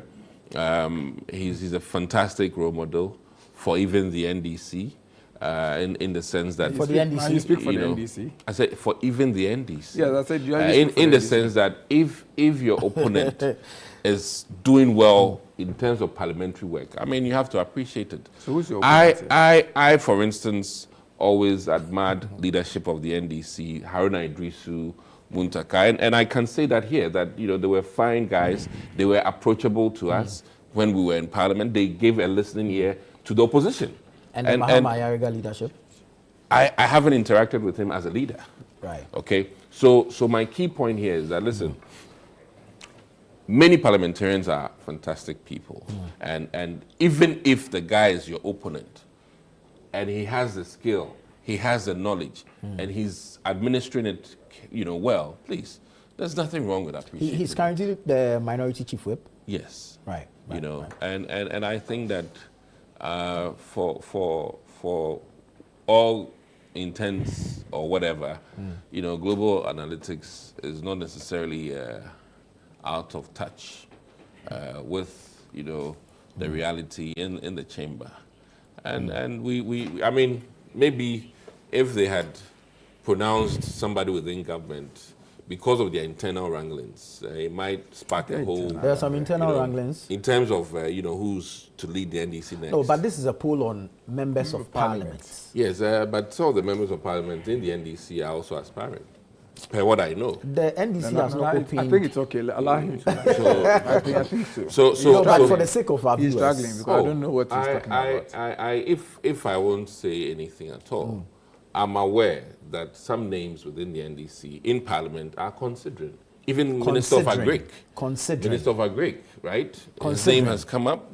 Minister for Education. His name has come up. When you ask him a subject matter, he finds a way to reintroduce other subject matter that are highly unrelated. It's called a you have been asked a question to give your views about the outcome of this performance appraisal or whatever it is that has been done. And quickly you are going into internal wranglings and mentioning some people. I mean, I can't see how the two are related. That if he had amplified the likes of your ministers who are in Parliament, it will be controversial. So he amplified Anodonpre. That means it's not a reflection of a survey, but it's an amplification of what I said. It is good that he's gone to Anodonpre, so that it does not spark the political debate within the NDC. That doesn't make and you know that if he had said that a Greek minister is performing fantastic, blah blah blah, you know what will happen? There'll be a reversal, and he knows. Yes, so. I think that it's good. And my other thing I was saying is that, listen. There's another thing. If your opponent is doing well, say it. Very well. Yes, say it. Very well. Thank you. When we debate, when I leave here, I'll say, you said some very, potent things. Then we move on. But I can't say that everything you've come to say here today is not powerful and profound. So kudos to Anodonpre. He should throw a celebratory thing, and I would love to be there to enjoy, whatever is served. Very well, Council. Quick thoughts on this survey. Sincerely, I am actually very surprised that my good friend Dixon, who is highly learned and exposed politically, a medical doctor, fell to this trap and went straight into celebration mood and talking about how wanted to attend a party and how fantastic it is, and even calling for a celebration, a gallant celebration of this purported rankings. I am troubled. Say scandalous. I am troubled. I'll give you a word. I'm troubled how he just jumped into those conclusions. Nana, one key thing we need to do is keyword. How did the surveyor who the pollster come to this conclusion? It's very important to know this. Because we are talking about their contribution to legislative work in Parliament. What we see on the floor of Parliament being the debate is just about 10 or 15% of the work itself. You know that most of the work happens at the committee level. And at the committee level, we don't have the benefit of the public viewing into what goes on.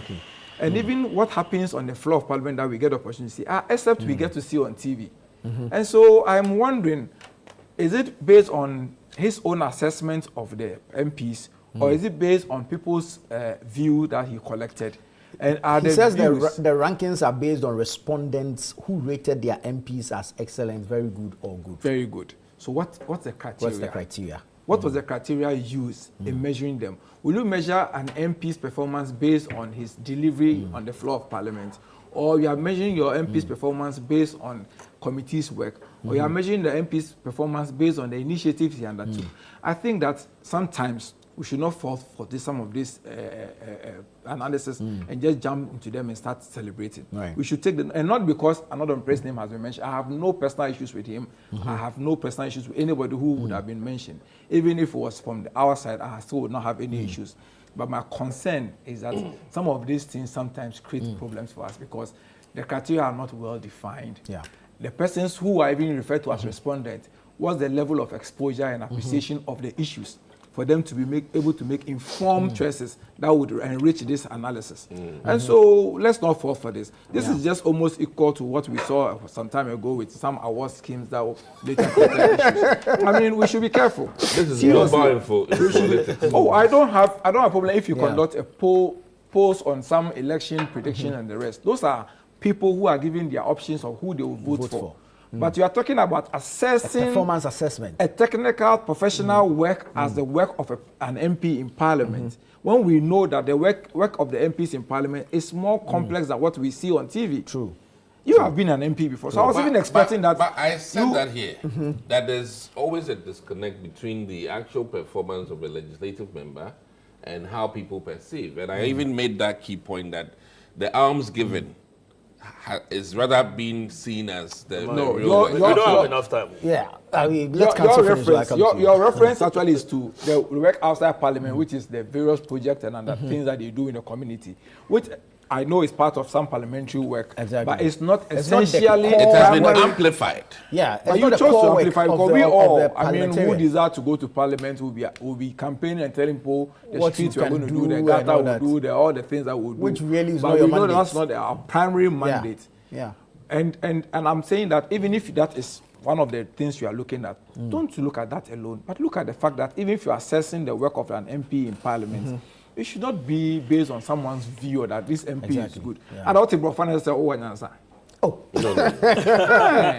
And then we can also agree that some of the constituencies are actually bigger than others. So the sampling and the numbers. Exactly. And then even some MPs may often have a bigger opportunity to speak more because we appreciate that Parliament is also based on leadership. Some also are based on the committee they attend, they serve on, and all that. There are a lot of dynamics. So it's not fair to just start celebrating this.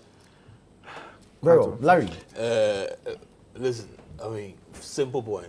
I fear for Afenyo Markins. Oh, that his chief whip is rated with higher this than particular poll that is put his... Maybe it's part of the scheme. Yeah, I fear for Afenyo Markins. My God. How? Oh. You know, when Vice President Bawumia became leader. I fear for Afenyo Markins. I fear for him. But he doesn't fear for himself. Well, maybe he's not signing. Well, yeah, I mean, but this particular one. Let's focus on. I fear for him. I think there's something coming. Please, from where? Oh, from the parties. Let's focus on. Something is about to happen. That's your suspicion. Yes. Have you seen the whole report? I've not read the full reports actually. Okay. But I've seen a number of names. You know, following Anodon is Habib Tolong. Okay. Yeah. And then there's Sulemana. They are all MPP guys. Sulemana, I think, is NDC. Okay. Adama Sulemana. Okay, but the Tolong guy is the MPP. Tolong is MPP. That's Habib. And Habib is deputy chief whip. Okay. And Anodon is chief whip. Yeah. And then Afenyo Markins with all his shouting and everything up and down, all the press conferences, statements here and there.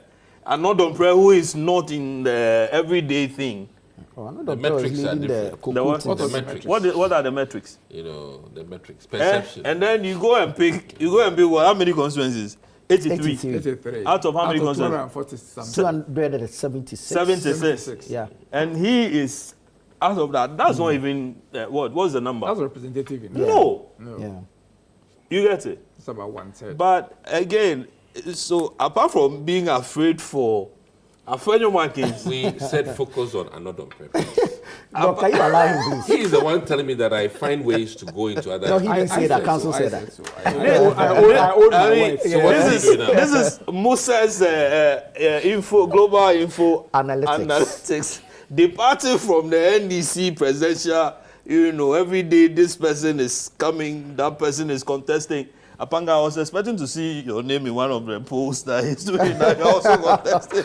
Contesting for yeah. So Musa is no longer doing the temptation. Yeah, Musa is no longer doing the presidential thing on the NDC. He's now rating MPs. But in rating them, you go and pick 83 constituencies out of 276. And that's what? A representative of the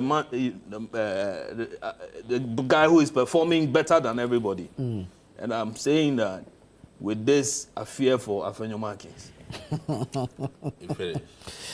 I'm not sure on what grounds your fear is coming from. Oh, but it's obvious. When Baumia won, it was the signs were there that they were going to change Afenyo. Oh, really? Well, we all reported on that story. That Afenyo supported who? Kennedy. Larry, today you are veering off the topic. No, by whose standard? You. No, based on what I have been told I'm doing. You are doing the same thing. Afenyo rushed to his constituency to go and hold a press conference. Beating, he says, listen, me, I voted for who? Kennedy Japan. That he's been my friend. He's come to my rescue before, so and so. However, once the contest is over, let's focus on the way forward. But that's how it's supposed to be. Yes, that's how it's supposed to be. Ideally. Yes. But not actually. Well, but today we are here, and then we are being told that he's performing better than you. You wanted to read some Dixon, why? Yeah, I just want to go to counsel on this thing that the education minister is saying. He wants sort of the legal education reform thing replicated in medical education. He's not given specifics yet. Yesterday, he spoke at the Government Accountability Series, and he called for a major review of Ghana's medical education system to make training opportunities more accessible to a larger number of students following government's reforms that have opened up access to legal education. Good call? Well, any call or any reform that would lead to an increase in medical professionals, it's a good call. Because one of the things we lack, which we know, if you come from a rural community and you've been to any rural community, you appreciate that the absence of a doctor or a key medical professional is very important. And we know how much money some of our people spend to go abroad for further studies or for studies in medicine and come back home. If facilities are expanded, we can have a lot more people getting trained and coming out. I mean, I'm a lawyer, and some have even argued that we may need more doctors than even the lawyers. But it appears that we've been lucky enough to reform the legal space, education space, but we've not been able to do that. And so if the minister is considering that, I think it's a welcoming decision, and we should encourage it. Just that we should also ensure that standards will not be compromised, because you know what a doctor, the role a doctor plays. I mean, if Dixon makes a mistake and cut off your right ear, you can imagine the consequence on you. And so it's very important that we ensure that standards are not compromised. But of course, I give the minister a thumbs up and pray that whatever he's intending to do with the medical profession will come to fruition. Right. Doc, this is your space. How welcoming is this? I think Mr. Nielia. I think before Minister proceeds on reforms, he should look at the living standards of medical doctors first. And I say this because there are doctors who have not been employed to begin with. So when there's a lag in terms of employing those who are already available. How many of them has your clinic employed? And when there's a lag, then you are even looking at producing more. It doesn't make economic sense. You're talking about those who have not been employed by government. Well, not that they've not been employed. At the end of the day, we know that the conditions of service needs improvement. So since he's been a labor minister before, and I say this based on his knowledge and experience, that I think that we're even exporting quote-unquote nurses, in this country. So my key point is that first, let's make sure that the doctors have very good conditions of service and good environment to work in, because those are some of the problems today. And then we can proceed on educating more. Okay, so my only plea, because it seems that though our ratios are not up to what World Health Organization expects, we have people who have finished housemanship and are home. waiting to be absorbed into the system. Minister of Health will come and talk plenty, but we need such things. Talking about education, if you permit me, and then your producers, I lost my mother-in-law, who will be buried there. Yes, and she was a teacher for 38 years. Wow. Taught at various schools, Doma Hinkro, Alogboshi, and then the Anumle University Primary, and then many other schools. I'm a very remarkable woman. I'm happy that we are ending on this particular note. See, there was a time, she'll be buried on the Saturday. That's the 25th? No, this Saturday. This Saturday, 25th. Exactly. But the funeral proper will happen at Queen of Peace Catholic Church on Friday, after which we'll be transporting the body to her hometown for burial. I want to talk about this particular matter.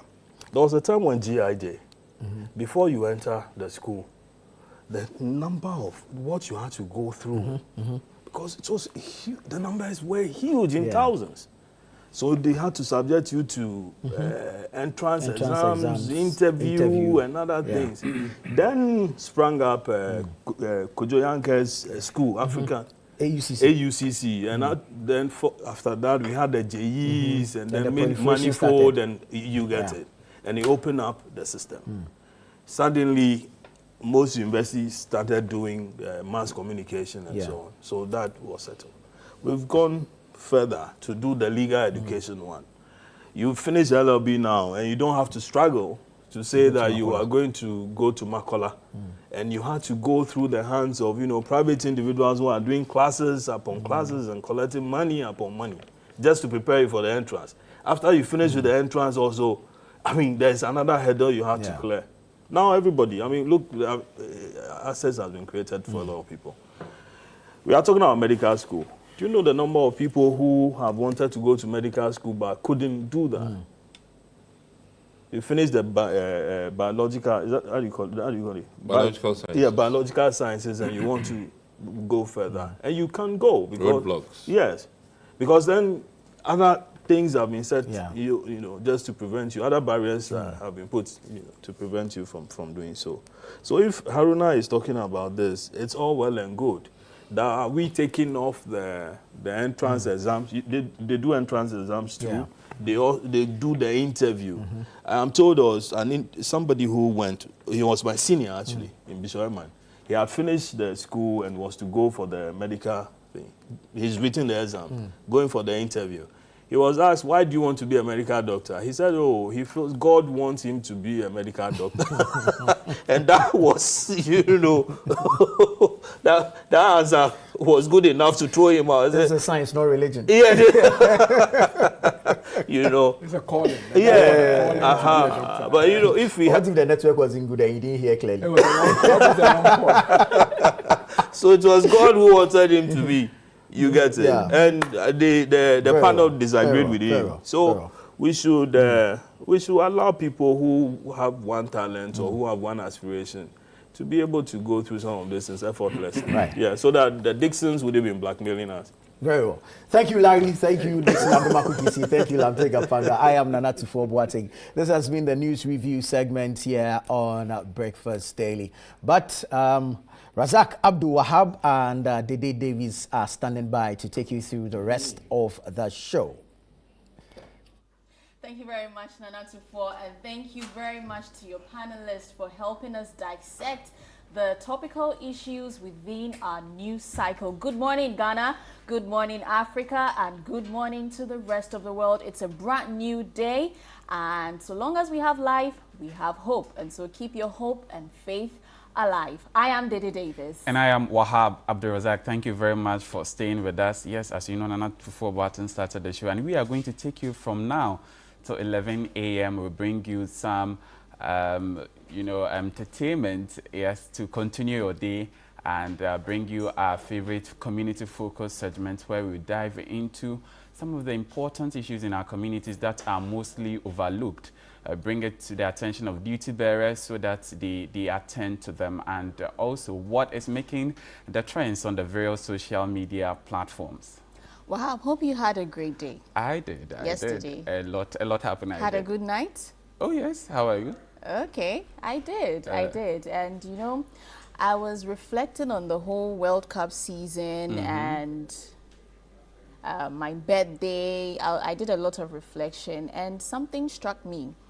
Tell that, us. you know, never allow where you come from determine where you can get to or where you can reach.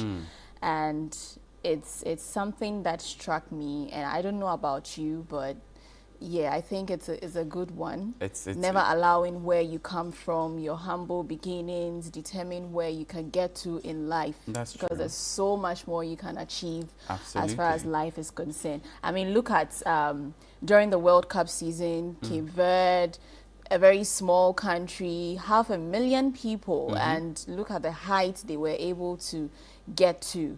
And so that's something that, you know, I just thought I should share with you. Yeah. Never allow where you come from determine how far you can get to or how far you can reach. Absolutely, yeah. So you don't have to despair. Yeah. Because if you do, it will shrink you and Absolutely. Yeah. Yeah. So yes, go out of your comfort zones and pursue whatever that you intend. It is possible. You can achieve that. It is. And on that note of never allowing where you come from determine how far you can go. Dear child, why haven't you entered the Literacy Challenge 2026? I'm talking to you. Nkwanta, Yendi, help me, Central Region, Savalugu. Wow, everywhere. Why haven't you decided to enter the Literacy Challenge 2026?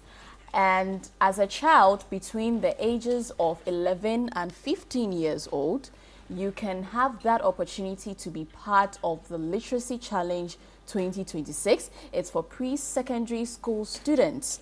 And so take this topic. We are writing on this topic. In not less than 600 words, write a letter to the Minister of Education as a youth consultant discussing the advantages and disadvantages of the use of artificial intelligence in education, advice on how Ghana can effectively integrate AI into basic schools to improve teaching and learning while ensuring that students in rural and underserved communities are not left behind. So that is your topic for the Literacy Challenge 2026. Take that topic, write on it. It doesn't matter wherever you are in this country, every part of this country, every region has that opportunity to be part of this year's Literacy Challenge. And Wahab, interestingly, yesterday during the accountability series with the Minister of Education, he hinted that there were plans on the way to introduce AI, coding, and TVET, all that into our kindergarten and junior high school curriculum, which is very good. So yes, it could be you. You have to put in that writing. It could be your recommendation that the minister would use in implementing some of these changes in our education sector. So don't limit yourself. Go out there. The deadline is 30th of this month, July, 5 p.m. prompt, and you can submit your handwritten essay to the post, and the post is the Literacy Challenge, P.O. Box GP 14123, Accra Central. I'm taking that again.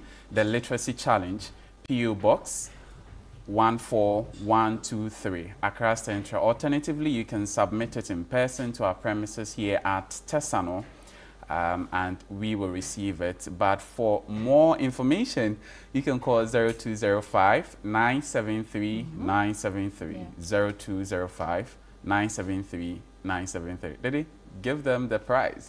Well, you stand a chance to win 10,000 Ghana cedis and a laptop, and of course the bragging rights, a national one and a regional one, because this year 3 people would represent each region. region. And so if you win the literacy challenge, then of course you're representing your region, whether Greater Accra, Western, Central, wherever. And then also the national bragging rights as a literacy challenge winner for 2026. And so, dear child between the ages of 11 and 15 years old, this is your opportunity to be part of the Literacy Challenge 2026. Right, and the Literacy Challenge 2026 is sponsored by Prospectus Ghana, and we also have SIC and Advocate Publishing. We want to say a very big thank you to them for holding us to bring you the Literacy Challenge 2026. Right, and now another big one in the next 2 or 3 days. 3 days, yeah. The Northern Business Fair will be here. And this year, it's happening again in the Northern region at the Jubilee Park, Tamale, on the 25th and 26th of July 2026. It's the biggest fair in the Northern region, I bet you. And there's so much the Northern region has to offer. But when people mention the Northern region, the easiest thing that comes to mind is agriculture.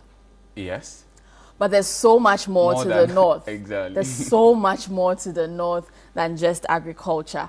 And this year at the business fair is where you get to experience and see what the Northern region has to offer. Beyond agriculture. Beyond agriculture. Yes, I won't let the cat out of the bag. Just do well to be part of the Northern Business Fair from the 25th to the 26th of July from 9 a.m. to 6 p.m. each day, and get to be part of the biggest fair in the Northern region. And it's the entire Northern region. So Savannah region, all the regions in the Northern region, yeah. Upper East, Upper West, all the regions everywhere. Within the Northern region. And even beyond. Are part, and even beyond. So yeah, if you're in Greater Accra, you can be part of the fair. If you're in Eastern region, you can be part of the fair. Central region, Western, you can be part of this fair. And would like to say a very big thank you to EcoBank, the National Petroleum Authority, the Ghana Export Promotion Authority, North Shore Apparel GH, and SIC Insurance Place. Thank you very much for holding us down on this year's Northern Business Fair 2026. I'm so excited about this because it's going to be the biggest and the best fair you've ever witnessed in the Northern region and Ghana at large. All right, now let's do some drama. You know, Channel One TV, we give you everything. We have a blanket of everything. It covers everything, right? So the Blank Sense drama series is still airing on Channel One television every Thursday, 7:30 p.m. It's all about drama, very relatable to our Ghanaian homes. So if you tune in, you get to see all those things that happen in our home, right? Don't miss it. It's a proud product here that we have produced at Channel One Television to make your day and all that. So tune in every Thursday, 7:30 p.m. sharp. But if you missed it, you can get the repeat on Friday at 11:30 a.m. On Saturdays, we repeat it at 7 p.m. On Sundays at 4:30 p.m. On Tuesdays, 3 p.m. And Wednesday, a day before a new episode airs, you can get it at 5:30 p.m. Because of the World Cup, you know, we had to adjust the programming. But yes, the World Cup season is over, so it's back to the normal time, which is 7:30 p.m. every Thursday. You don't want to miss that drama series. We want to say a big thank you to NASCO, Lizzie Shito, Out in Certified Spray, Everpark, and Lily Rice. Thank you very much to them for holding us down for the Blank Sense drama series. But hey, yes, we have to take care. You know, the weather lately is unpredictable. So let's look at the sun is coming out but gradually. Who knows, in the next minute it can change. I know, right? Yeah, so let's look at the weather forecast for today.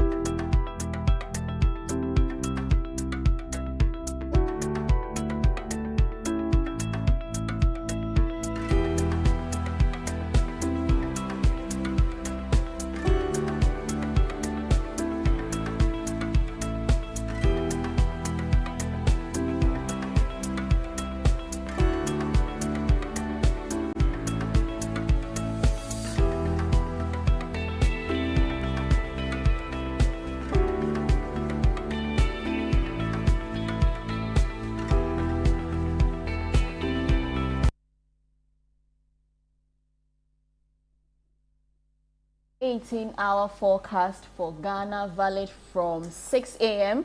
And so this morning, parts of the northern half of the country are expected to experience thunderstorms or rain of varying intensities. Meanwhile, southern Ghana will remain under mostly cloudy conditions with mist or fog patches forming over the coastal, forest and mountainous areas during the early hours.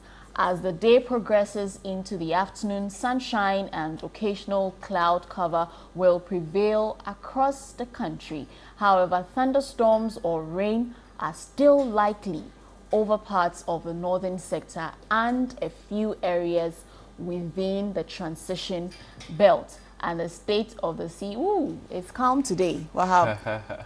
Maybe that's why the sun is coming out. But yeah, that's weather forecast for you. You can follow the Ghana Meteorological Agency on X, YouTube, WhatsApp, TikTok, and get constant updates on weather forecast in Ghana. Let's take a quick break, and when we come back, what's trending?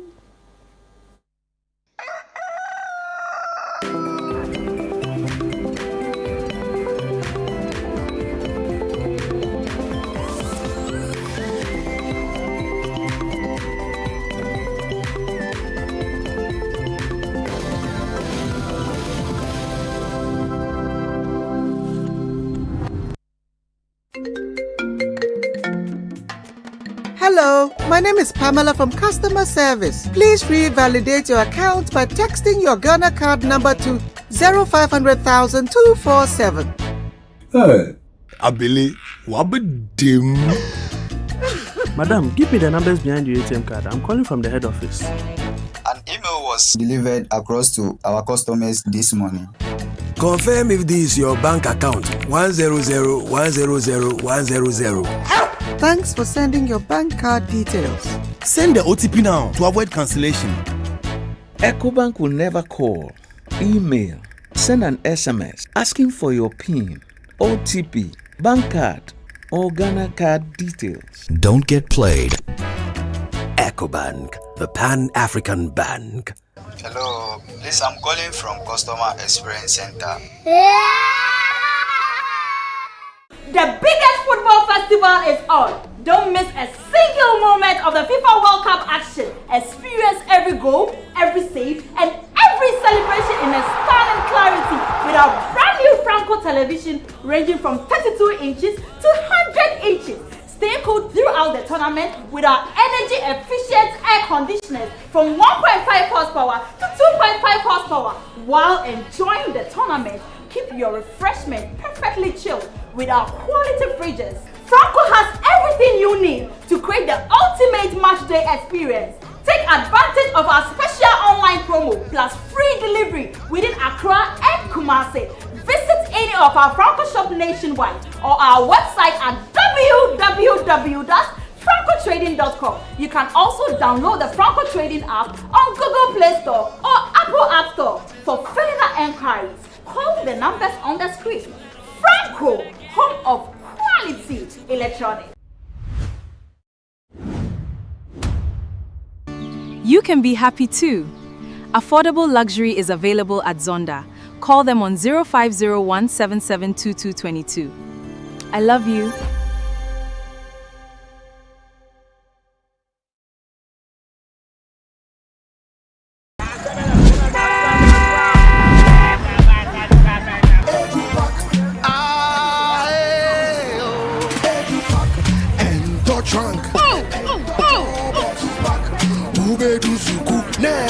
This is the old way. Let me show you a new and a better way. EduPack. EduPack? Yes, EduPack. A GS-approved and supported initiative for all first-year students going to SHS by Prospectus Ghana Limited. Now you don't need to go to the market. All your trunks, mattresses, pillows, including plastic chalkboards, are all waiting for your child at the school. Note, all our wooden chalkboards are being changed to plastic ones to avoid bedbugs. You can also register by dialing star 713 star 821 hash following the prompts, or you can visit www.eduparkgh.com and tap register. You can also register at any ADB branch near you at a very affordable price. EduPark, approved and supported by GES.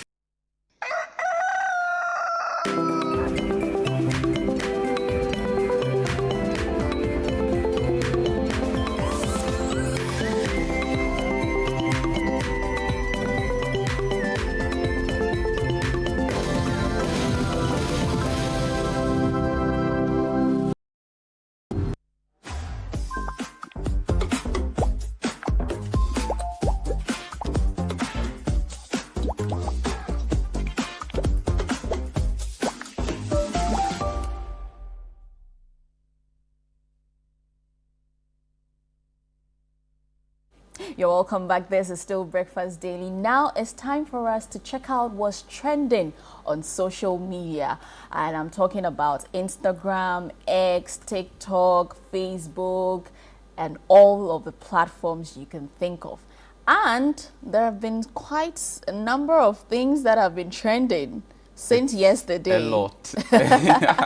A lot are buzzing on the internet. A lot. But let's start with this one. Let's go to UK. Let's fly to the UK. To the UK. All right, UK. That's it. All right. So, Andy Burnham has become the 7th Prime Minister of UK in a space of 10 years. Wow. Yeah, sure. That's parliamentary system for you. So he's become the 7th Prime Minister of the UK in the space of 10 years. He officially succeeded Sir Keir Starmer as UK's Prime Minister yesterday, Monday, July 20. And Starmer gave his farewell speech in front of the 10 Downing Street, the seat of the Prime Minister, before he tendered his resignation letter to the King Charles III. And the monarch subsequently met with Burnham and instructed him to form a government. All right, so that is us from the UK. But let's watch the speech that he gave before his resignation. Okay.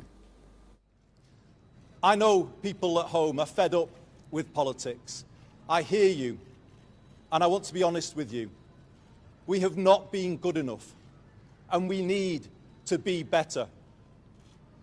We will be. We will make this moment a circuit breaker for Britain, bringing forward the biggest changes in the last 40 years. A new political model and a new economic model. It's about putting the right values and the right standards at the heart of government. I will put the care of people at the heart of everything I do. Let's build a new national sense of unity, of common purpose and positivity. Let us make this the moment when Britain starts to believe again, the moment we bring back hope. Thank you very much, everybody. So that's as the new Prime Minister of the UK. I hope this will be the last, at least for a very long time. Well, let's see because that the previous things ones, unfold. If you look at the past 10 years, the previous ones haven't spent... David Cameron, Theresa May, to Boris Johnson, Liz Truss. She even stayed in office for just 45 days. Liz Truss, for 45 days. And she resigned. So I hope this one would stay. Well, let's think so. Because of the parliamentary system, unlike what we practice here in Ghana, the presidential system, where we elect our leaders, we give them 4-year mandate. So until that 4 years, of course, there is, other things in the constitution like vote of no confidence to take out the president and all that. But we are here to make that history in this part of the world. But yeah, they have the parliamentary system. So the largest opposition party, the majority party just elects and who leads government. So they're able to just do it change. And the way people were northern, the citizens, we hope he's able to fulfill his promise and yes, do things in their interest, as he said. But let's check out some comments, what people have been saying with regards to that. Yusuf Ibrahim, he says leadership changes, but the responsibility remains the same. With the globe there. Dwight, 28, a significant moment for UK politics. Wishing Andy Burnham wisdom and success in tracking the big challenges ahead. Cost of living, regional balance, and restoring trust. Here is hoping for steady leadership. That is Dwight with that one there. Crackers. It is astonishing what vast reserves of prime ministers the United Kingdom actually possesses. He will resign shortly. He will resign shortly. I hope not. I hope not. And Anya 1068. 8, yeah. I wonder how long he will last. So that is the really UK new Prime Minister, Mm-hmm. Andy Burnham. His pictures you see in there. Yeah. 10 years, that's a lot.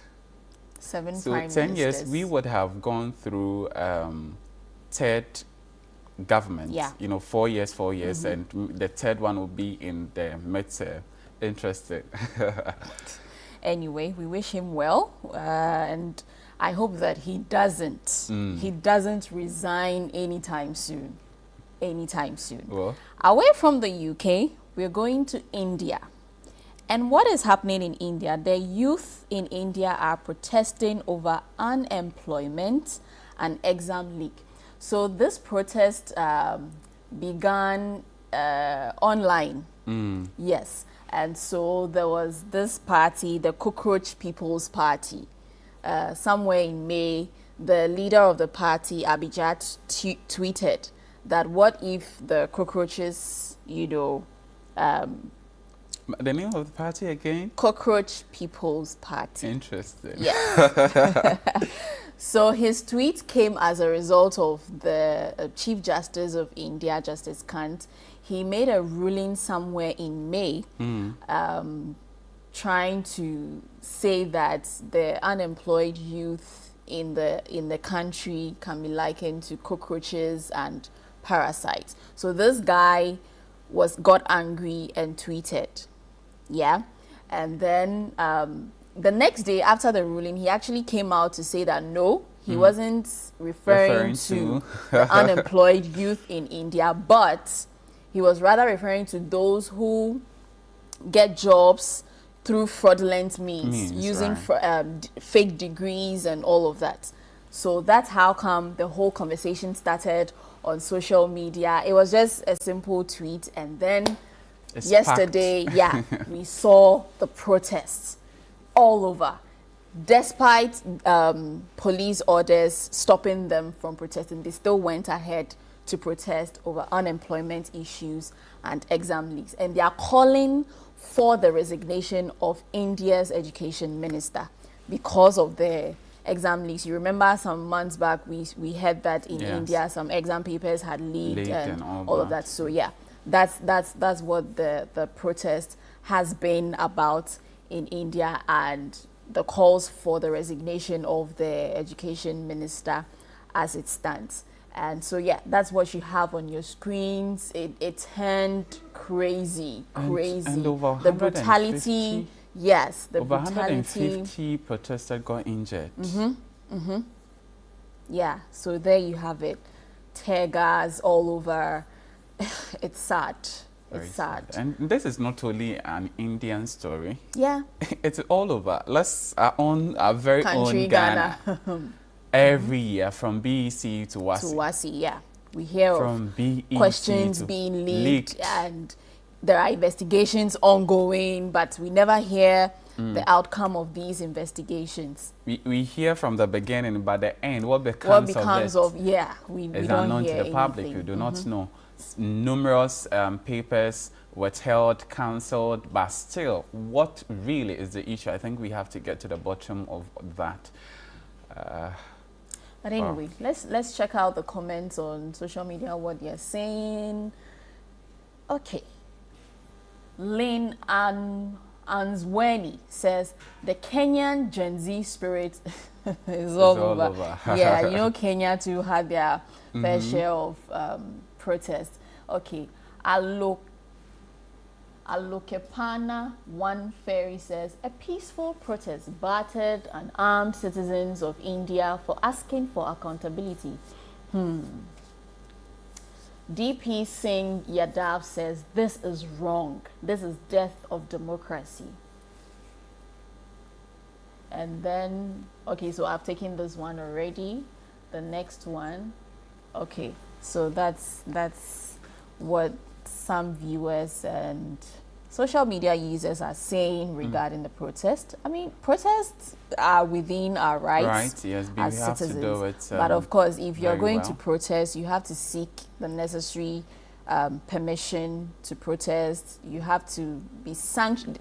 There must be police sanction, especially the police, to so protest, that they come there not to just protect you wake up and public property and all that. It's not only about, yes, you have the right to protest on whatever issue. Valid reasons to protest in the case of India, but they defied the police orders and still went ahead to protest. So, yeah.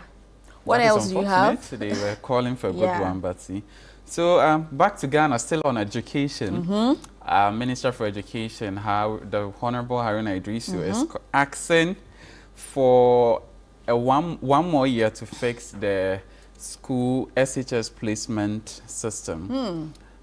You know, the beginning of this year, a lot of issues, not even this year, it's been there since. So the computerized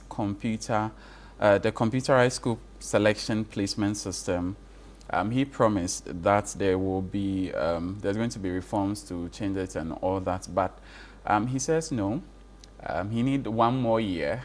In fact, he promised that this particular entry, those who will be going to SHS 1 would not have to go through that stress of getting school and all that, but he's calling for a year more to put things in place. He says it's because of outstanding challenges and all that. So he spoke at the government accountability series yesterday, and he acknowledged persistent concerns within the SHS placement system, admitting that inadequate infrastructure and growing demand have made it's difficult to eliminate those challenges. So that he disclosed that a committee has been established to review the placement and to ensure that admissions are based on merit rather than favoritism and political influence, what we call protocol.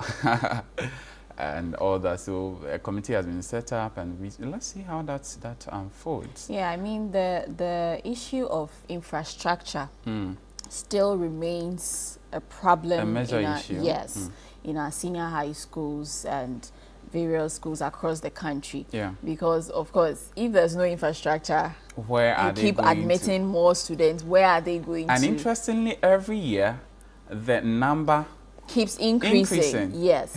So if he says in 1 year he can fix the challenges with the placement system and all of that, let's hope that indeed he would fix it. And it's not only about the computerized school selection placement system he spoke about. He also highlighted on expansion of infrastructure, just like we are seeing. So he says the cabinet has approved STAR-J, which is a 331 million cedis project to expand infrastructure in the various senior high schools, TVET as well. Yeah. So they will upgrade in that project. They will upgrade some category C schools to B and some Bs to A. And expand the infrastructure and all that. So today, yesterday he said a cabinet has approved it, and so today Parliament will also go through it. Let's see how that comes. I think that will be a booster because it's very worrying. Yeah, let's check out what social media is saying. Mahamadu Shaiba says, by next year, your government will be preparing for exit. Akosia Nyantechiwa says, but you had the solution whilst in opposition. Frank Mandela Baumia says, you would be preparing your handing over notes by then. Baba Seidu says, how many years does he need to recruit teachers? Sumani Mahamud Bahara says, you can't even release results on the set announced date. Wait. Interesting. So some comments on the Minister of Hinting that, of course, by next year he'll be preparing to exit. So he still has another year. Well, maybe because of elections and all that, but it's still not an excuse. He has until they really don't have enough time. Dawn of January 7 to bow down as until he resigns or the president, of course, reshuffles him or changes. Yeah. Let's check out the video for the day. No,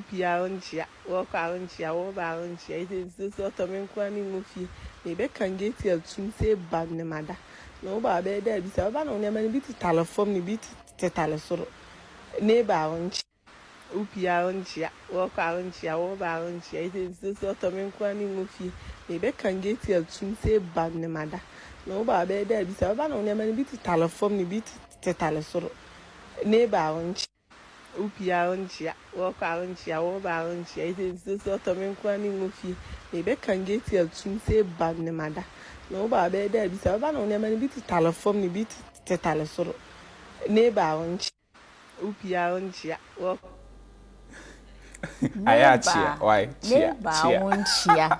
You know, growing up, we were taught that when you bypass an adult, a group of people seated anywhere, just greet. Because you never know what would happen to you. You may fall, trip, collapse or anything. And in this video of the day, if you were greeting your neighbor, as it's raining, they will take your things off the dry line. They would try and fetch water for you to use. But because you don't greet, they would also not pay attention to you. So, my neighbor. Greet. Okay.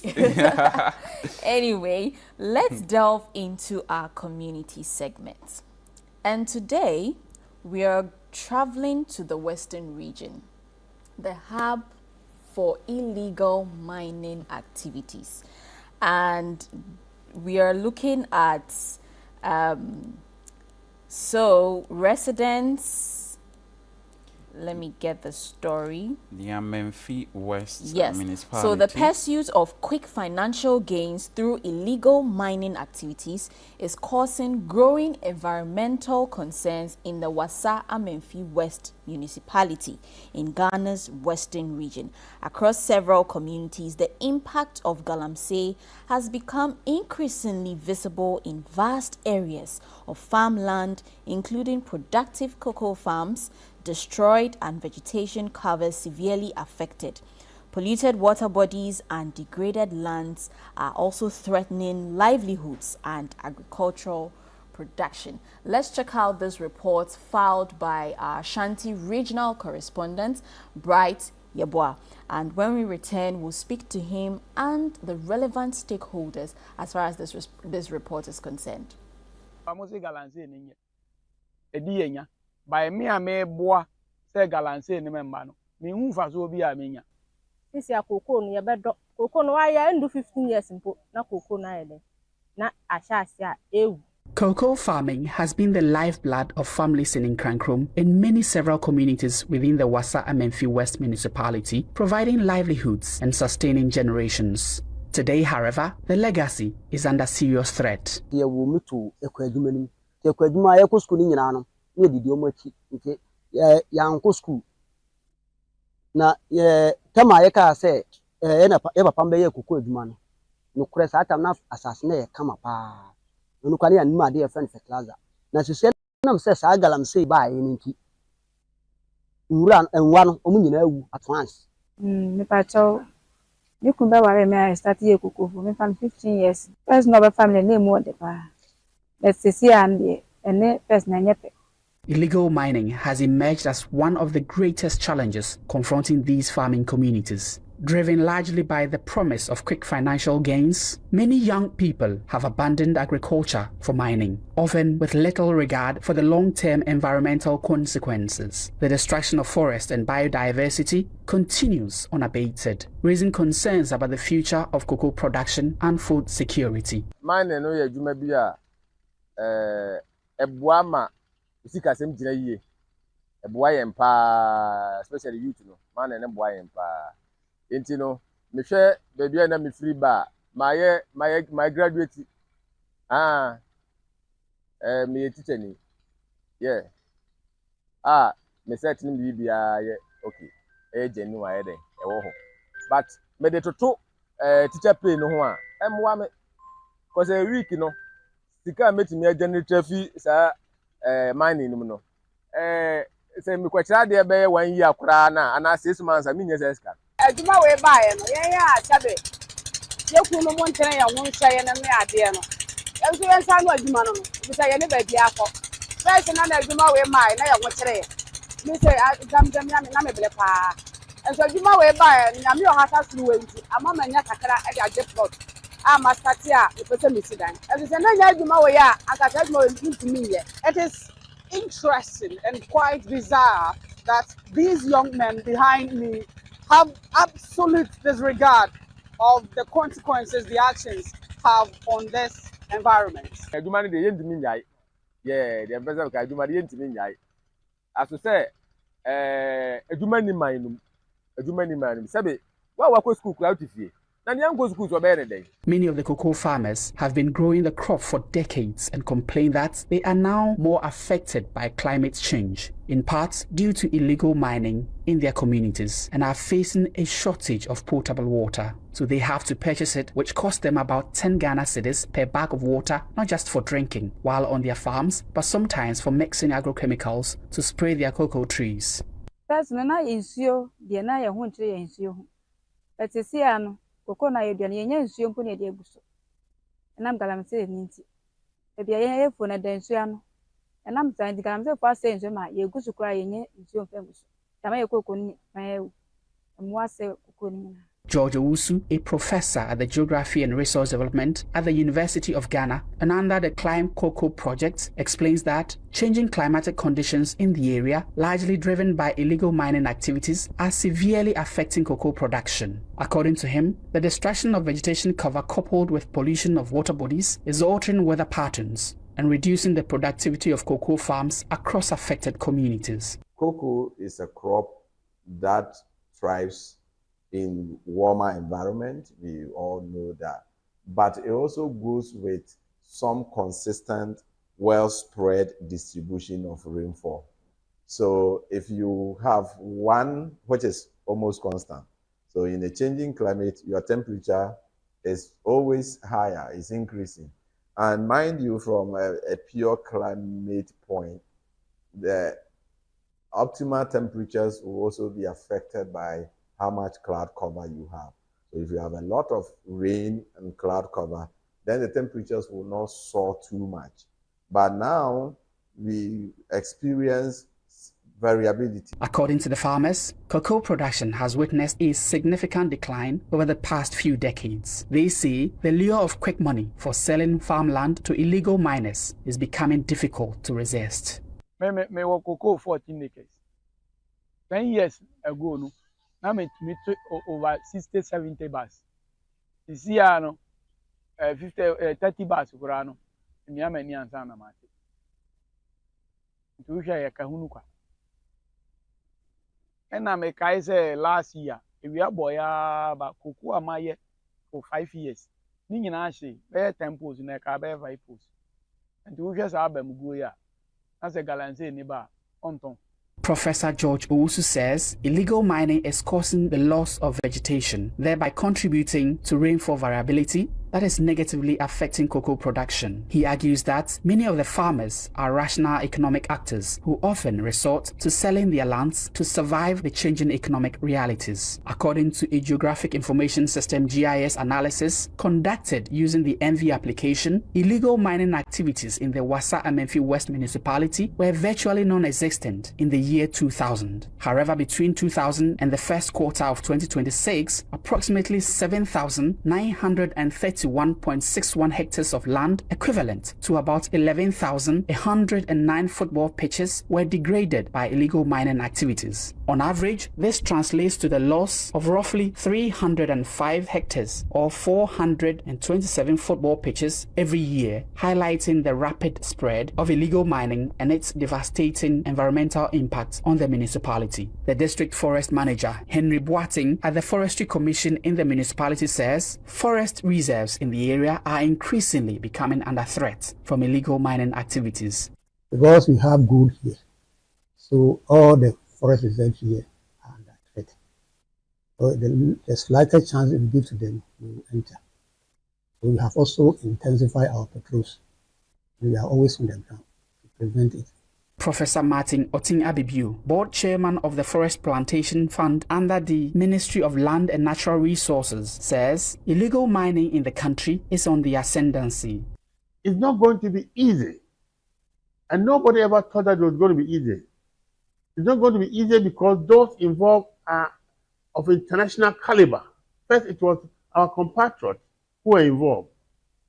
It's not going to be easy because now they are using sophisticated machines. In fact, those who go with guns, it wasn't going to be easy because now they are able to have tax to give them protection. So, and they are prepared to meet the law enforcers boot for boot. The municipal chief executive says the government's cooperative mining initiative is expected to promote responsible mining by providing guidance and oversight to miners across the municipality. With the cooperative mining the government is bringing up, we will be starting very soon. It will guide them at least to do responsible mining and prevent them further destroying and the damaging of our lands. This story was produced with support from Internews' Earth Journalism Network. Right, so that's a report filed by our Ashanti regional correspondent, Bright Yeboah, and it's sad. It's actually very sad to hear some of the residents say that the mining is lucrative. He left teaching, he's now into mining, and he's making more from it compared to teaching. We see women who are also saying their husbands are not taking care of them, and so they've resorted to mining activities at the detriment of the environment. And it's unfortunate that this has to happen. Wahab? Mining, see, conversation about illegal mining has, made the national break into the national conversation for years, but with what we just watched, it looks like the education really on the detriment of this activity on our own selves is not really going down well with the communities, because we are only looking at the interim rewards that it brings us. That's fine. That's fine. But how about the long term? Look at the amount of forest cover that's have been lost, according to the statistics that Bright included in his report. Very worrying. In these forest areas, forest cover contribute to rainfall. It serves as carbon sink, helping us to prevent the whole climate change conversation and all that. The farmers themselves were complaining that now they cannot produce like before. One was saying he had over 14 acres of cocoa plantation and he could hardly get 30 bags. But previously he was getting close to 70 bags. That's very worrying. You see, so that's the conversation, I don't know. And let's also think of it, it's not only about the plantation, the water bodies are also there. Wassa Amenfi West, the River Tano runs through it. What is the state of River Tano? EPA is telling us that we need about $200,000 to dechemicalize a kilometer of running water. Just a kilometer, and we need $200,000 to do that. So just imagine, how many can we do? And before, you know, in the village, in the olden, before, let me say some 10, 15 years ago, when you're going to farm, you don't need to pick any gallon or sachet water or bottle water with you. No, all you need is a clean cocoa leaf. You just fold it nicely, and then you can fetch the water very cold. It tastes nice. But now, they are polluted. And early this year, a woman, a mother, a 42-year-old mother, and her 3 children got drowned in an abandoned pit in the Wassa Menfi. The same Wassa Menfi still is not, you know, prompting us, is not really telling us the danger. After digging this big pit to mine, there is no restoration efforts to close down some of these things. The tragedies, you know, they are very glaring in our eyes, but we are unconcerned just because of what we are getting. And even health experts, earlier this year, we had the Radiologists Association saying that Galamsey pollution is there's a rise in kidney diseases due to Galamsey activities. Again, we've had other health experts saying that cleft palates, children are being born with deformity exactly because of this whole mercury and other chemicals they use to wash them. And still, people are still engaging in illegal mining activities. Something needs to be done. We have to fight this head on, else we'll all be at risk. We'll all be at risk. I remember some time back, people were also saying that, experts were saying that if we don't take care, we may have to start importing water. And that is true. That is true. What the EPA is telling us, that we need $200,000, not cedis, $200,000 to dechemicalize, using nanotechnology to dechemicalize 1 kilometer, a kilometer of running water. So look at the tunnel, look at Birim, look at Ankobra, just name them, these big streams, and they are the source of drinking water. It's the same rivers that the Ghana Water Limited dam to treat them. For us, it's the same water that runs in our tap. Beginning of later last year to beginning of last year up until now, the Ghana Water Limited had to close down a lot of their treatment plants because of the turbidity level, because of the toxic level that these streams have. They could not treat them. They could not treat them. This is very well. I think that the fight against Galamsey or illegal mining activities, aside the government playing its part in the fight, we have to take responsibility. We also have a role to play in it. The various communities where these activities are ongoing, traditional authorities, you have a role to play to bring your community together. And say, no, we are fighting against this. We will not allow this canker to eat into our communities. In the same western region, I think Jema, somewhere, the traditional authority says, no, he's not going to allow Galamsey activities in his community. So he actually was at the forefront of the fight, making sure that take responsibility until where we are, we can never progress with and this this fight. one is the traditional authorities.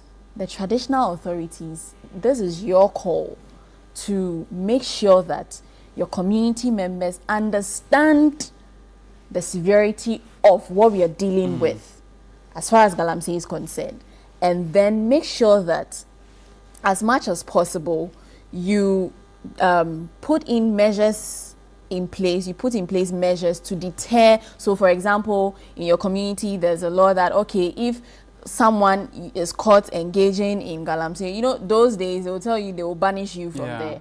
But now you can't so do that yeah, you can anymore. put in place some mechanisms the assemblies to in those deter areas. them Let's put in some from engaging bylaws. in these activities. Because if we don't take care, our health is at stake, economic activities are at stake. Look at these cocoa farmers. They it doesn't affect just one sector. Every sector is very affected. Fluid. It cuts across. It cuts across. But we have the man that brought us this report, Bright Yeboah, our Ashanti regional correspondent, joining us over via Zoom. Bright, good morning and welcome to the show. Good morning, Abdul. Your voice is a bit low. If you could help me out. Right. Is it better now? It's still the same. It's very low. Okay. You visited the Wassa Amenfi West municipality to investigate this particular issue. Take us through, what did you witness there? Good morning once again, Abdul. So the issue with regards to climate change is really dire as it stands across the globe, Africa, the entire world. And it's become more important for us to delve deeper into what is really causing these climate changes. And so I thought it wise to analyze and understand what is really happening with regards to our forest vegetation in the country. When you go to the Western region has a dense forest region. And of course, it's classified as one of the rainforests in the country. I mean, it has rainforests in the country. And so, because of that, and geographically, the Western region is known for its mineral deposits, including gold deposits. So when you go, mining is not uncommon. Almost every community that you visit in the Western region, mining is so not uncommon. And then again, the most common farming practice that is being practiced by these people in the Western region happens to be cocoa farming. Now, I tried to visit the Wassa Amenfi West municipality, which happens to be in the Western region.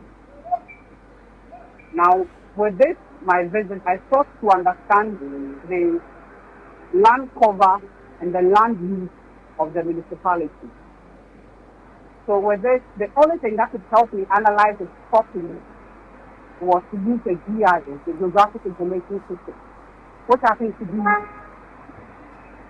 a technology that helps in analyzing the land use. So when you talk of the land use, you're talking about what the land is being, the physical land is being used. For instance, for economical purpose, for social, for residential, and for so many other things. When we speak of the land cover, we are talking about what the physical materials on the land. So we are talking about the forest, we are talking about water bodies, we are talking about the bare soil, we are talking about the land and the grass. So now, what I witnessed, and in fact, as it stands now, what is so common in the municipality happens to be illegal mining, popularly called as the galamsey operation.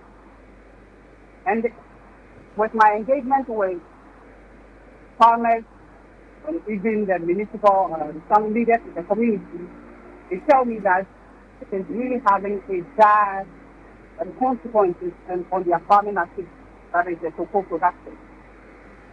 And so it becomes so important that I had to put the understanding of what really was the issue. My engagement with the farmers clearly told me that they are really suffering. Climate has changed, and with the change in the climate, it all has to do with the illegal mining operations in the municipality. Now, it is very important to note that the illegal mining operation comes with a lot of things. What really causes this is that illegal mining basically destroys the vegetation cover It destroys water bodies. Now, vegetation cover cocoa is a plantation that or a crop that requires moderate temperature. So without the vegetation, then of course the temperature for the cocoa to thrive in these areas will be altered. And so they tell me that for the past 15 years, even from the past 15 years up till now, things have really changed. Production, the production of the cocoa has really gone down completely. And so it has become a worry. And it's all related to this illegal mining operation. Now, again, I talk of water bodies. Even water bodies that are supposed to help them, so that they could use it to make the agrochemicals to spray their cocoa farms. All these water bodies have been polluted. And so at a point, if they want to even spray their cocoa farms, it means that the only thing they can rely on is either they buy sachet of water, which a bag of which actually costs expensive. So it is causing a toll on these farmers who are in this business. That is Abdul. Interesting. Are you able to tell us the amount of, you're talking about the forest cover, and or are you able to tell us the amount of destruction that illegal mining has caused to the green cover? You know, the western region is known to be one of the green regions of the country. But with my analysis with the GIS technology, it was realized that in the year 2000, there was no form of illegal mining in the municipality. But from 2000, or within the year 2000 and the first quarter of 2026, about over 7,900 hectares of vegetation cover have been destroyed by this illegal mining operation. So from 2000 to 2026, which is 26 years, now averagely, what it means is that per year,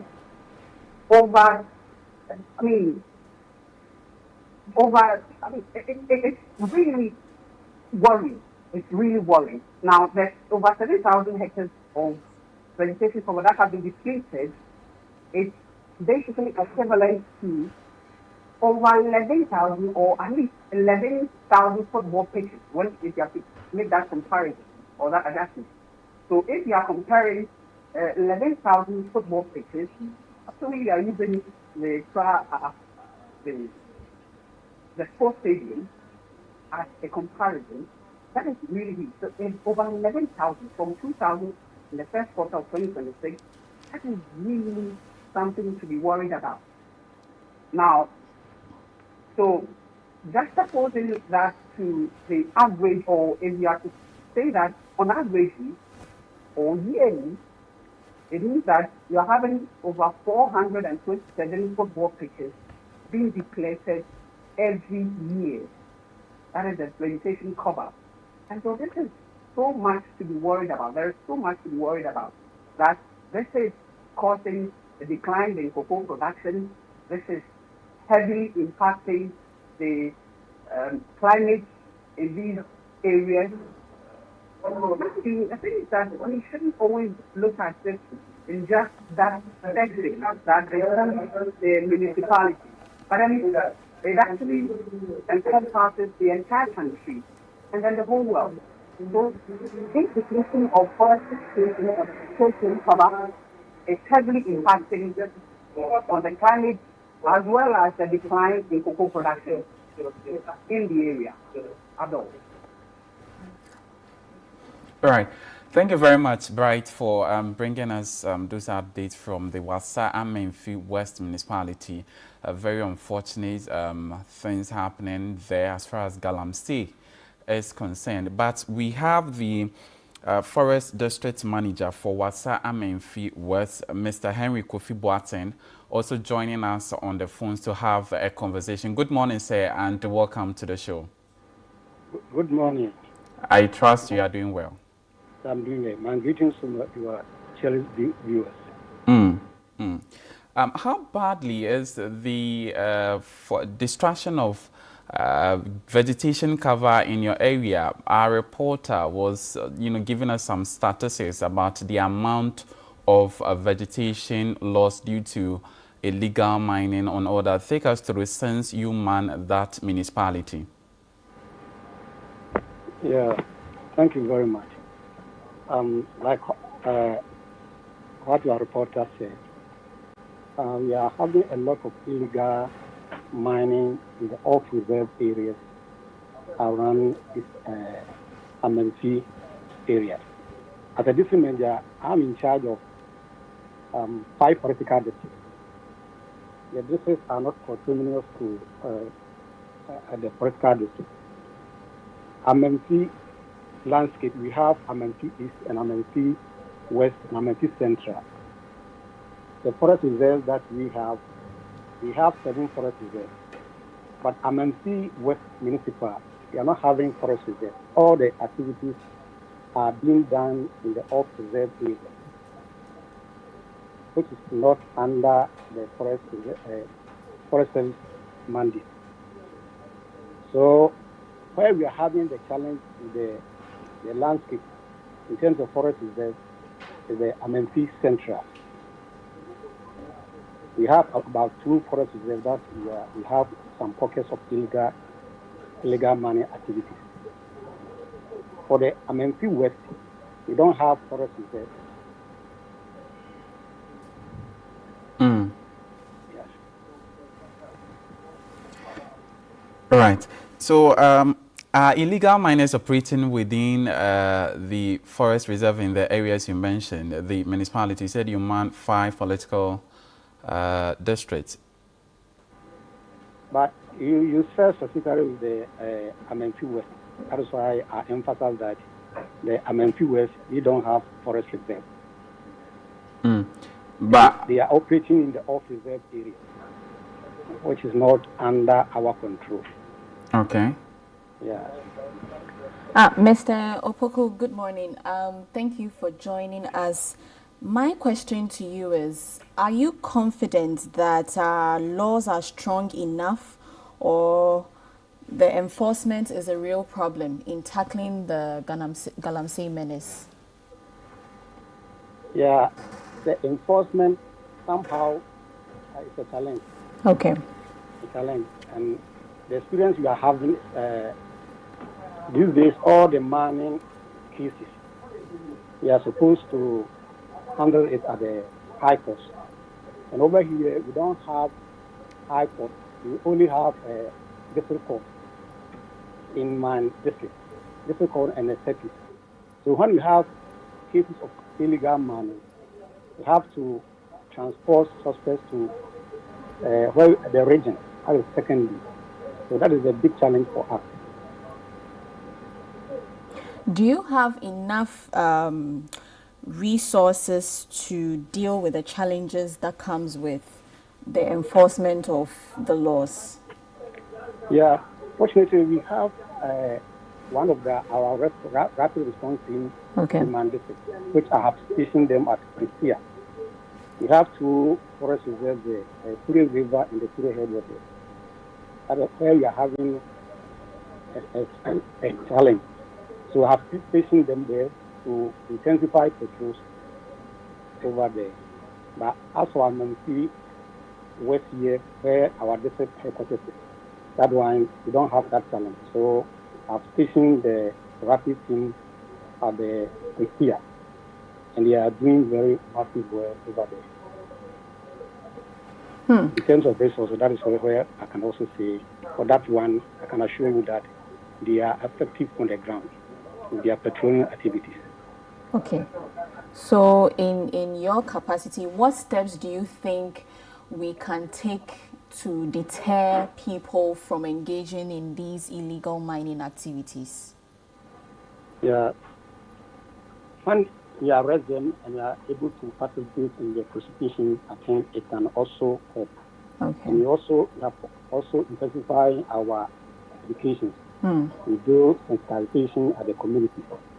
We have some of the assemblies and the community members and the opinion leaders who also support us in the education and other things. Well, Ellen, you're telling us that because they are not forest reserves in the Amenfi West municipality, you are unable to really control the issue, correct? Yeah, I said where they are operating at Amenfi West, they are operating in the off-reserve areas. In the off-reserve, we are not in charge of preventing illegal mining. Mm. Yes, our duty is in the forest reserve, where we have our mandate to protect the forest resource. So the off reserve, we don't have that power. Right. But lastly, from my end, looking at the amount of the level of destruction that illegal mining has caused to the cocoa farms and all that, how long do you think restoration efforts can go to help reclaim these lands, back? Yeah, that one, it depends on maybe the enforcement and other things, because as for the reclamation, if you are able to do it, and so far as we have the mineral deposit there, and even after reclamation, there is possibility that they may go back. So it means the enforcement needs to intensify in the off-reserve area. Other than that, it will still affect the cocoa farmers. Okay, Mr. Boateng, my final question to you. Yesterday, we saw the conviction of Chairman Wontumi. He's been sentenced to 20 years in prison in hard labor, following the whole Akonta mining case, and he has been found guilty of all charges leveled against him or brought up against him. Do you think that will serve as a deterrent to illegal miners in our forest reserves? Yes, that one, definitely it will deter others, because even some people who have also done illegal mining in the forest reserve, as we speak now, maybe some of them may be thinking they may be also be invited for prosecution. So this one, it will deter others. And those people who have intention to do it may also think about it.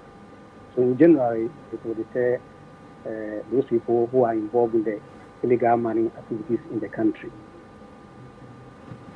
Thank you very much, Mr. Henry Opoku Boateng, and he's the Forest District Manager for Wassa Amenfi West. And we've been speaking to him about the whole Galamsey issue in Wassa Amenfi West. Wahab? Very, very worrying statistics Bright gave us in that report, and also the conversation we had with him, and also hearing from the forest, district forest manager about some of the hurdles they face. I mean, just trying to mitigate this canker that we've been dealing with for only God knows when. For a long time, it's been in conversations here and there, but we have numerous whatever, a lot of them. We are still here.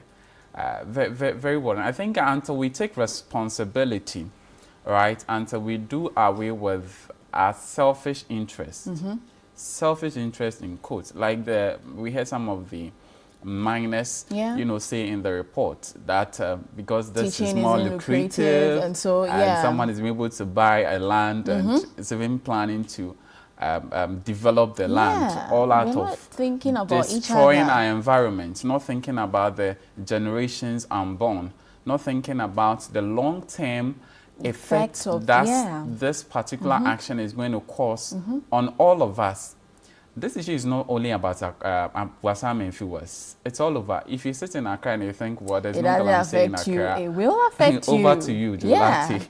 Right? It's over to you, because it's the same areas. It's a farming community. It's the same areas that they will grow the cassavas, use the polluted water of mercury, cyanide, and all that. Use them to farm, bring them to you. You eat, and then you come down with all sorts of diseases. So it's time we all join. We have to make it point blank, right? Like I mentioned from the very beginning, that I think education about this particular issue has really not gone down. Well, the reasons some people think it's all about them our self-interest. Very worrying. And as you mentioned, well, we hope that what we saw yesterday deters others from also endorsing. And now they even take delight in coming to social media. The mind is sparkling. Yeah. Yes, John. Then you see, they call the president. The education, I think, is not really going down well. Yes, so and maybe yes, so we the need Environmental Protection Agency, the Ministry of Lands and Natural Resources, NIMOS, all the agencies, have a lot the of education to do. assemblies, they are the first point of contact. The reason the president cannot be, of course, we voted for him to man everywhere. That is the need for decentralization that we have, that our constitution grants. So you have to take charge, like Jama has done. Yeah. Very, very bold step. They are preventing people from doing that. And I think that is the model other municipalities, other areas communities should also learn have to adopt. from Jama as well. Because we can't set aloof and say, well, Aban is taking charge, so we all waiting on Aban. It will take us years. Yes, It will take us years. So let's start. A little drop of water, they say, makes a mighty ocean. Let's start bit by bit, and we shall get to the promised land. It's not a one-man's job. It's all of us, because when it comes, it doesn't affect only what have sitting here. It doesn't affect the day. It affects all of us. All of us. Do you want us to get to the point where we have to start importing water? How many of the ordinary Ghanaians can afford? Yeah. Even with our monthly bills that we pay for Ghana Water to supply us, we complain that because of tariffs, increments here and there, intermittently, it's too much and all that. And that is true. That is very legitimate concern. But if we continue to look unconcerned, if we continue to sit aloof, shirking responsibility, this is not my job. Yes, there are people designated. There are people assigned to do all that, but we ourselves, because it affects us directly and indirectly, we equally have to take charge. We equally have to step in and, say no to some of these things. It's very worrying. Very worrying. You've said it all. You've said it all. Look at this. We need to take charge of our own development and make sure that we fight this once and for all. We used to have clean waters. What happened to them? I remember those days in Asamenkes when I'm going to farm. Yeah. You don't have to take any sachet water or bottled water or even fill a gallon at home and take it to the farm, because the water, the streams in the farm and all that, very chilled, like as if it's in the fridge. Yeah. All you need is a clean leaf. You fold it nicely. You clear the surface of the water. You just, as much as you can take, you just drink. That's all. But now they are heavily polluted. With mercury, all sort of chemicals. So yeah, let's just fix it. I mean, you've said it all. We hope that something is actually done to fight this thing once and for all. We can't continue like this. Kidneys are being affected, children are being born with birth defects and all of that. Very soon, if we don't take care, we're going to start importing water into the country, and that comes with cost.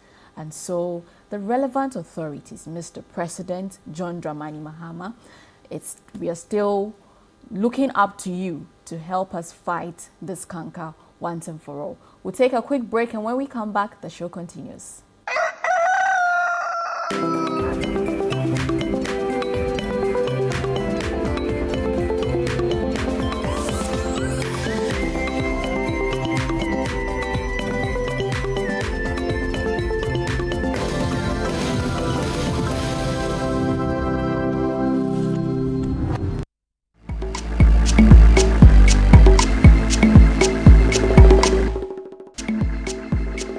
What's cooking? You, yes you, not anyone else but you. You're very welcome to What's Cooking right here on Channel One TV. As we are tearing the rubber on the kitchen, it was only right that we invite executives, the owners of the land, as for now, until they officially hand over on the show today, to come and cook with us. Now first, I would like to welcome the marketing manager and head of media relations at Electroland Ghana Limited, Adiza Ibrahim. And she's wearing my favorite color. Good to see you, my sister. Good to see you, my sister. We're doing ampesi with vegetable egg stew. Yes. You don't cook them too much. So this Hausa one, stew, you leave it on, like I would have waited to get the onions brown. If you're building a company or you're building a brand positioning is very important. And strategic marketing contenting is also very important. What's cooking? Hello. You know, I was wondering. why are you here? Look, this is a new dispensation. You can't come and misbehave in my new kitchen. What is it?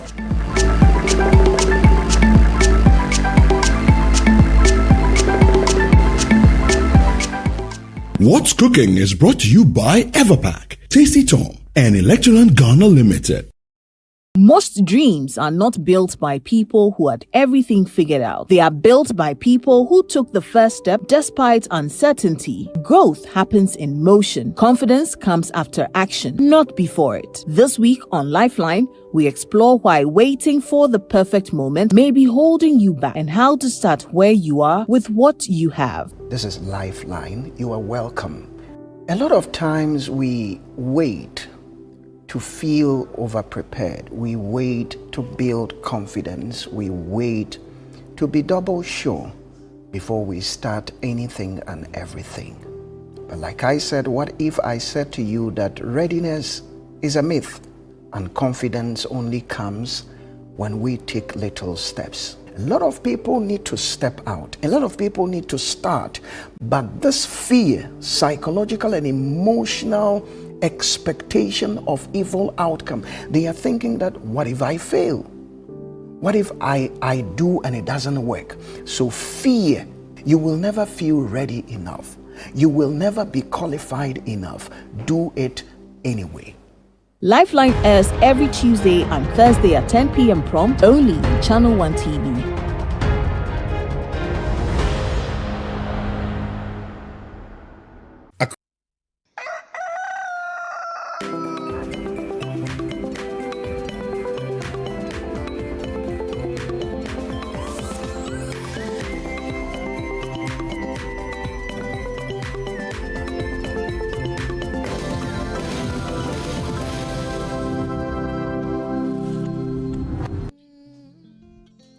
She's a girl who's soft at heart. She's a work of art. She's a girl who smiles a lot. She will run the race and she won't just stop. No. She's the one who fights for love. She got thick blood running through her lungs. Yeah. She's the one who sees the good in people. Some don't see the good in her. Sometimes I lie helpless if I tell you I'm good or not. Some days I say to myself, oh, if it's not my fate, then I'll stand down. Don't wanna break, I'm too fragile. I can't deny how the little things get in my head, and I hide in the corner and I cry to myself. Not my fight, oh, I'll stand down. Don't wanna break, I'm too fragile. I can't deny how the little things get in my head, and I hide in the corner and I cry to myself. She gets tired every day from thinking hard. Oh, she holds everything she feels inside. Good bad habits that she wants to throw away. In her mind, yeah, she got some things to say. She likes big book with pictures. Oh, she likes staring deep into the skies. Oh, she knows she ain't perfect. She got scars in her soul, so she tries to hide it. In my head I lie helpless. I can't tell, think I'm selfless. Don't wanna break down, don't wanna crumble. So I say, if it's not my fate, then I'll stand down. Don't wanna break, I'm too fragile. I can't deny how the little things get in my head, and I hide in the corner and I cry to myself. Not my fight, oh, I'll stand down. Don't wanna break, I'm too fragile. I can't deny how the little things get in my head, and I hide in the corner and I cry to myself. I cry to myself. I cry to myself. I cry to myself. I cry to myself. And I'm a fighter, I'll stand down. Don't wanna break, I'm too fragile. I can't deny it, the little things get in my head, and I hide in the corner and I cry to my. If it's not my fight, then I'll stand down. Don't wanna break, I'm too fragile. I can't deny it, the little things get in my head, and I hide in the corner and I cry to myself. Not my fight, I'll stand down. Don't wanna break, I'm too fragile. I can't deny it, the little things get in my head, and I hide in the corner and I cry to myself. I cry to myself. I cry to myself. Lily, I cry. Oh, I cry to myself. No, my fight, I'll stand up. Don't wanna break, I'm too fragile. Can't deny it, the little things get to my head, and I hide in the corner and I cry to myself. Oh, I cried to myself. That was Fragile. I'm Kiki Celine once again, and this is Old Love.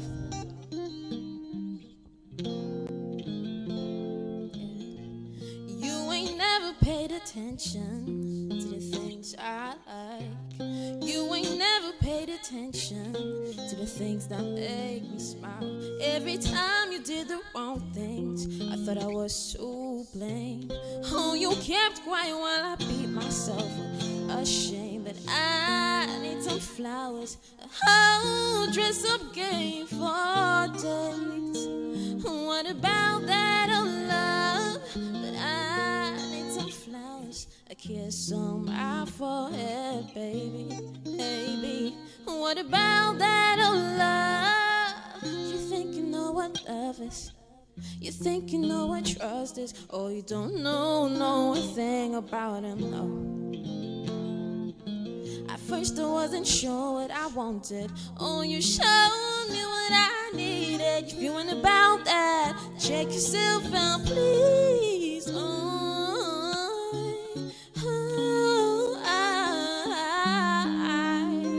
I need some ladies' love. Oh, love, no.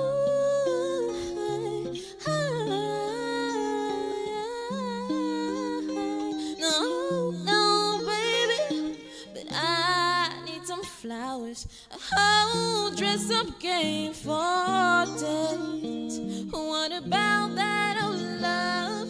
But I need some flowers and a kiss on my forehead, baby, baby. What about that old love? I need some flowers, a whole dress-up game for dates. What about that old love? But I need some.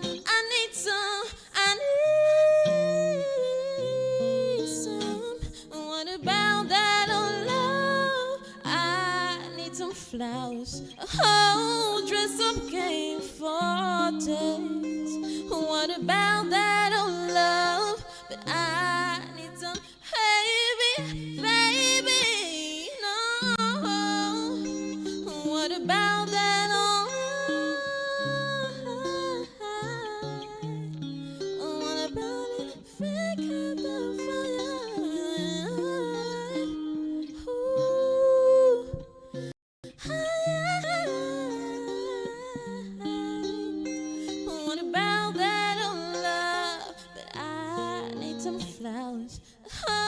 dress-up game for days? What about that old love? I need some flowers. Yeah, that's Kiki Celine giving us some good music. Thank you very much, Kiki Celine, for that beautiful performance. But now we're about to have a very interesting conversation. And this conversation is about the PA Conference 2026. You know, behind every successful CEO and managing director is someone who soaks all the pressure. All the pressure. And I'm talking about a personal assistant. Yeah, I know you didn't think about that, but yeah, that's a personal assistant.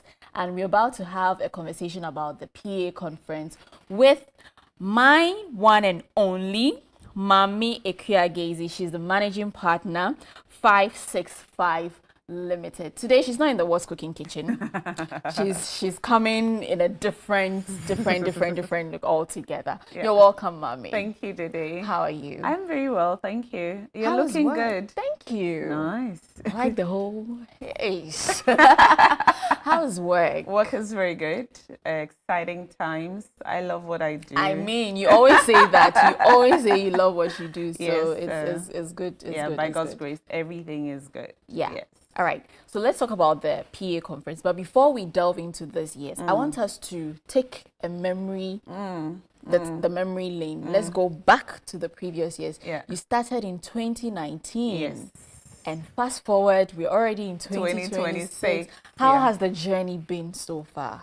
Great. So I remember the first one like yesterday. In fact, about a week before the conference, we didn't think it was going to happen because nothing was happening.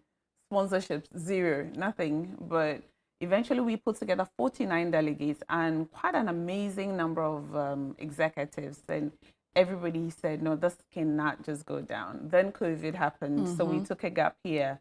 We're back in 2022 and we've been at it since. So every year what we've done is to bring together personal assistants, executive assistants, chiefs of staff, and all the business support professionals, so HR, operations, projects. We bring them together to a place of learning. We line up amazing speakers from different industries and different levels, CEOs, practicing executive assistants, previous executive assistants who have heralded their careers into something else. We bring people from personal grooming, coaching, and even the CEOs. We bring them from different angles. So every year we come up with something different. And we've had people who've been with us from 2019 and they can never have a repeat. You know, every year is different. It's different, So this year, Thursday, Friday, 23rd, 24th, we are at Labadi Beach Hotel from 8:30, and amazing things are going to happen this I year. know, of course, with you involved, amazing things are going to happen. Now, let's talk about this year's conference. But before we delve into the details of it, I have been a personal assistant before. Beautiful. And what I used to do, managing schedules, booking flights, attending to clients on behalf of the CEO, sometimes handling her social media accounts. Is that what it is? Not all of it. As far as the management is concerned. Not so all take us of it. through some Not of the... all of it. So when we hire executives, I mean, every HR person will tell you, when they hire an executive, they are paying the person some good money. Now, the idea of that executive delivering value to the business means that they must have somebody who is supporting them. Okay.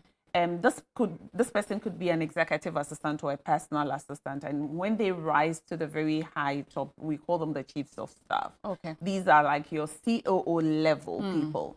So the role is, yes, we have the scheduling. Yes, we have the engaging of the clients, but beyond that, in 2026, a PO and EA is the one that is talking to clients about their needs and providing the solution to the executive. Right. So they serve as a filter.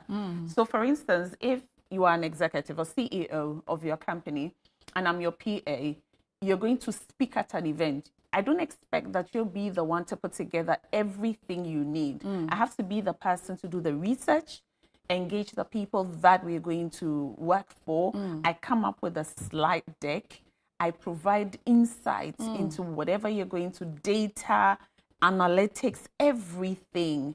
Provide you with the technology that you need for you to be able to shine. Now, when we get there, I need to engage the team to make sure that everything about my boss and the brand is on point. And we are moving away from just the schedules. We're moving away from just serving tea to ensuring that when we pay the executives the high salary prices, we give them support or the backing that will enable them to actually deliver on their roles. Because imagine a CEO that's spending about 3 hours figuring how to put a slide together, the research and everything. That's a lot of loss of money to the company. So the role of the PA and the EAs, my dear, it's gone to another level. Yeah. And there is so much expectation. Why? Because now there's tech. Right. So in the past, the tools you would need were not there, but now everybody has access to these. So the executives have very high expectations, and the younger professionals are also looking for the challenge. They want to do amazing stuff. So no, we've moved away from just ticket booking. I see that. It's all part of it, right? But and more. There's more. Yeah. And more. So what soft skills should a personal assistant have? Good. So we're looking at somebody who has high emotional intelligence. The person must be able to read not just the room, but the mood of the people that we engage in. So let's start from in-house. Yeah. If the person was sitting in an organization, you're expecting the PA or the EA to be able to tell the boss, this is the atmosphere. Yeah. This is what is in the grapevine. It's not about gossiping, but they must understand that the executive will thrive on the energy that is present in the organization. So being aware, being present, and relaying that to your boss and giving them some insights so they can engage better is prime. So emotional intelligence in-house, emotional intelligence outwards. What the customers, the stakeholders, and the communities, if it's an impact project that we're dealing with, and how does so for instance, if your boss were going to a Galamsey site, you don't expect your boss to wake up and be in suit and shoes, dress shoes to appear there. You must be the person to understand that we're going to a farming community. This is how you should look. Now, if your boss were going into a community where they don't speak the local language, you must put together something that will save them the embarrassment. Right. So do we look for an interpreter? Do we look for a community embedded person so they understand the cultural insights and socioeconomic situation? So they go very ready. Beyond emotional intelligence, we're looking at people who are tech savvy. We've moved away from just typing on the typewriter and printing. The person must be able to put together not just the research outcome, but analysis. What are we looking at when we look at this market? We are talking about communities that are lacking garbage collection. What does that mean? So the minister's PA or EA or chief of staff should be able to put together a research material that enables the boss to be able to attend to the problems. A lot of times we hear executives go to places, they are talking and you're like, where was the team? So yeah, those will be some of the skills that a PO and EA requires in modern business or workplace. What would personal assistants be learning at this year's conference? Awesome. So this year, Professor Hinson is speaking Of about marketing and brand. So how do we position the personal or executive assistant to be the brand-facing element in the organization? If I walked into an office and saw a PO and EA, and I have not met the executive, I should be able to figure out what this office looks like. So the branding in terms of your outlook, how you speak, how you portray your kindness, being empathetic, all of that, very key. Then we have Aisha Bedwe. Aisha is a partner at PwC. So rigor, operational rigor.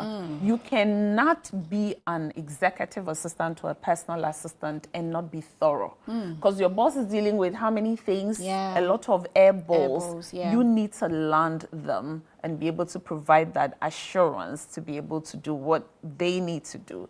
We have Reverend Stephen Wengam. He's the General Superintendent of Assemblies of God Ghana, speaking on ethics. PAs and EAs hear a lot. They see a lot. What must that role do to hold the confidence and trust of the executives? We have Adetun Akinsumi. She is the Chief of Staff of Seamless HR Nigeria. I mean, she is for global, but she sits in Nigeria. She joins us to let us understand that the PAEA role or Chief of Staff is not a stepping stone. She's a financial professional, a finance professional who has risen through the ranks in her stream of profession and now manages the entire business as the Chief of Staff. So a lot of people think, oh, I'll just be a PA for a while. Yeah. No, we are moving from that where you can create a properly sustainable career out of that. And we have the MD of Unilever Ghana, Christoph Caesar, talking about what a CEO would expect from an executive assistant or a personal assistant. So this year is super packed. It is. Really packed. It is. And beyond the speakers, we have 2 master classes. Okay. One on the faith-based organizations or not-for-profit, and one AI master class where we learn hands-on tools for the executive assistant or the personal assistant. It will be beautiful. Oh my goodness. You spoke about Reverend Wengam tackling ethics. Yes. My CEO at the time, I got so attached to her and she got attached to me. So when it was time to move on, it was very difficult. It will be. What would you advise? Is it advisable for personal assistants and CEOs to be so attached to their personal assistants? Or the personal Saying assistant? no Yeah. to this is almost like asking people to work like robots. Okay. We are emotional human beings. We are social as well. I mean, if you're trusting somebody to give you a cup of tea or coffee every day, make sure your food is warmed every day without question. That's almost like saying you can't get attached to the person that's feeding you. That'll be difficult. Yeah.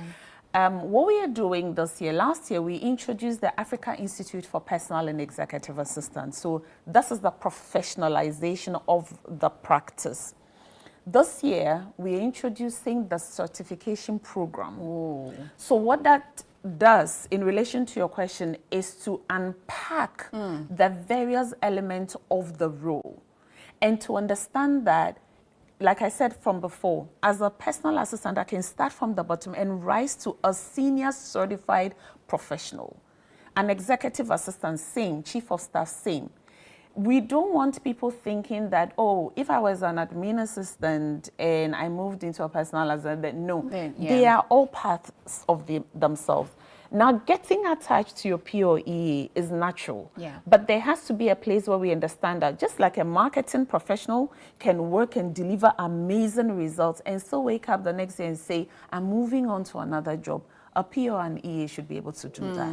It's not going to be easy. Yeah. And for me, doing that should also be born out of an understanding that I'm not moving because you're a bad person. I'm moving because I found another opportunity that tickles my interest. So I'm just, it's a workplace.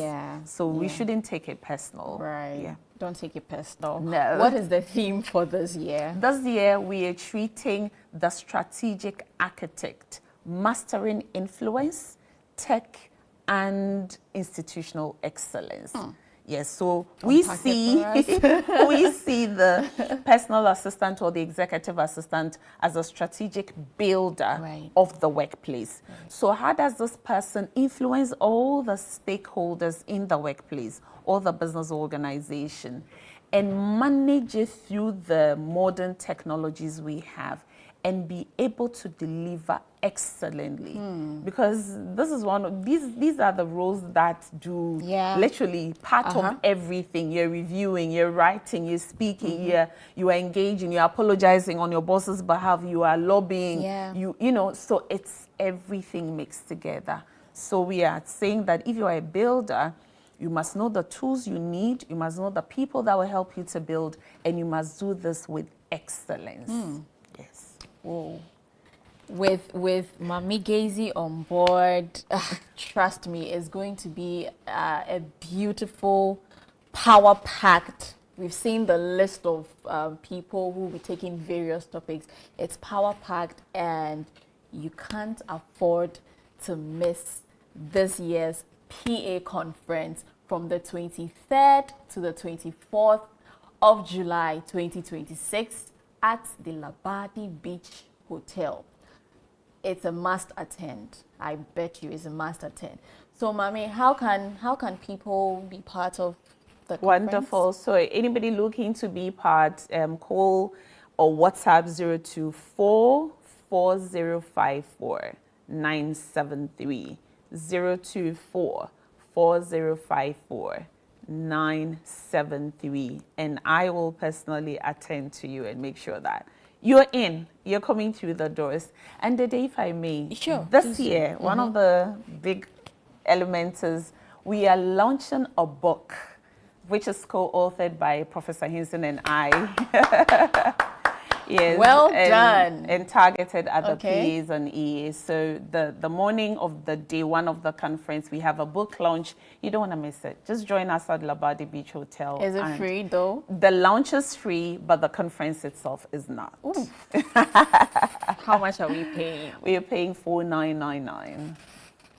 For the conference. Is there a discount for early birds?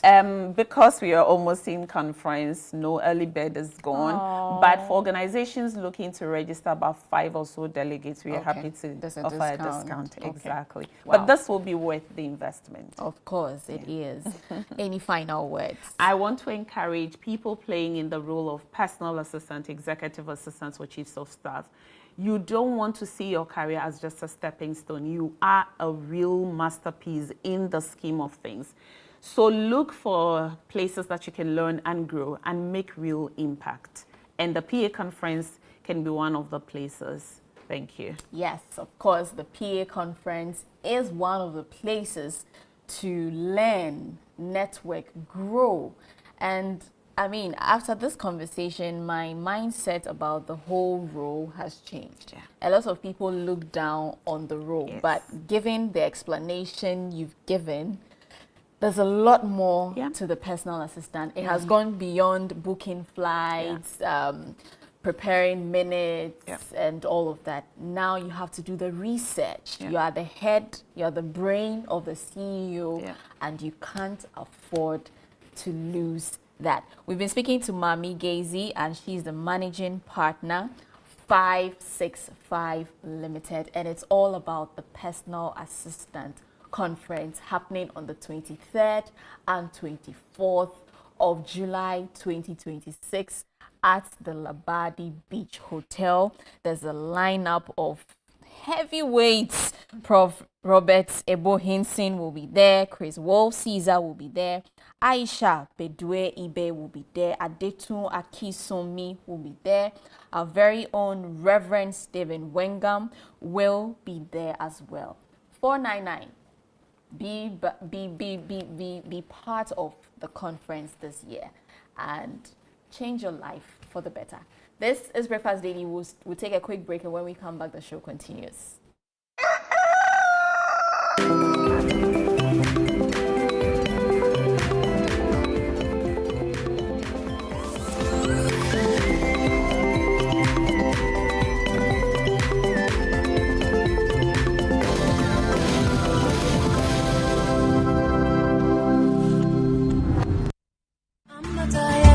From across Ghana to the heart of Tamale, the very best of made in Ghana products, services, innovation, education, enterprise, homegrown businesses, and indigenous corporate organizations are all coming together at one exciting event. The Northern Business Fair 2026, your one-stop destination to discover, shop, connect, network, and explore new business opportunities in Northern Ghana. Whether you are an entrepreneur, investor, student, business owner, or consumer, this is where Ghanaian excellence meets opportunity.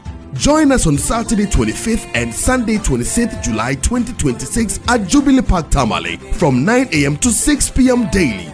Are you ready to showcase your business to the nation and beyond? Call 0205-973-973 now and secure your spot. The Northern Business Fair 2026 is powered by Channel One TV with support from City FM, and it's proudly sponsored by EcoBank, the National Petroleum Authority, the Ghana Export Promotion Authority, North Shore Apparel Ghana Limited, and SIC Insurance PLC. The Northern Business Fair 2026, your market, your connections, your growth.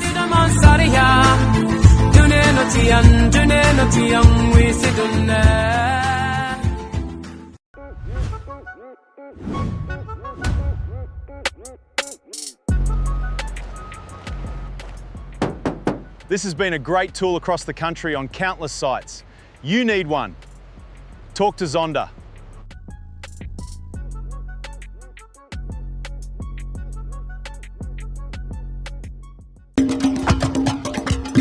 This August, the journey begins again on Channel One TV. Relive the unforgettable moments from the 10th edition of the Heritage Caravan 2026 as we take you on an extraordinary adventure across 14 breathtaking regions of Ghana in 8 magical days. From the rich culture and history to the stunning landscapes, mouth-watering cuisine, and unforgettable experiences.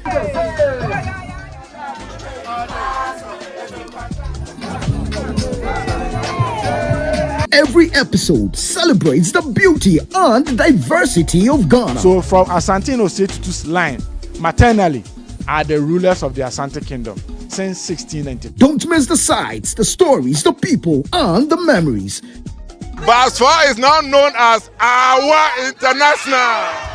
Don't bend so marvel, now to the champion. Don't bend so marvel, now to the champion.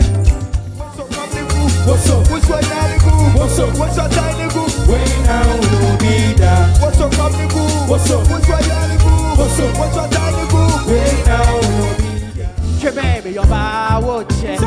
Money coming, sana me pro. Tune in this August on Channel One TV, and once again, let's experience Ghana like never before.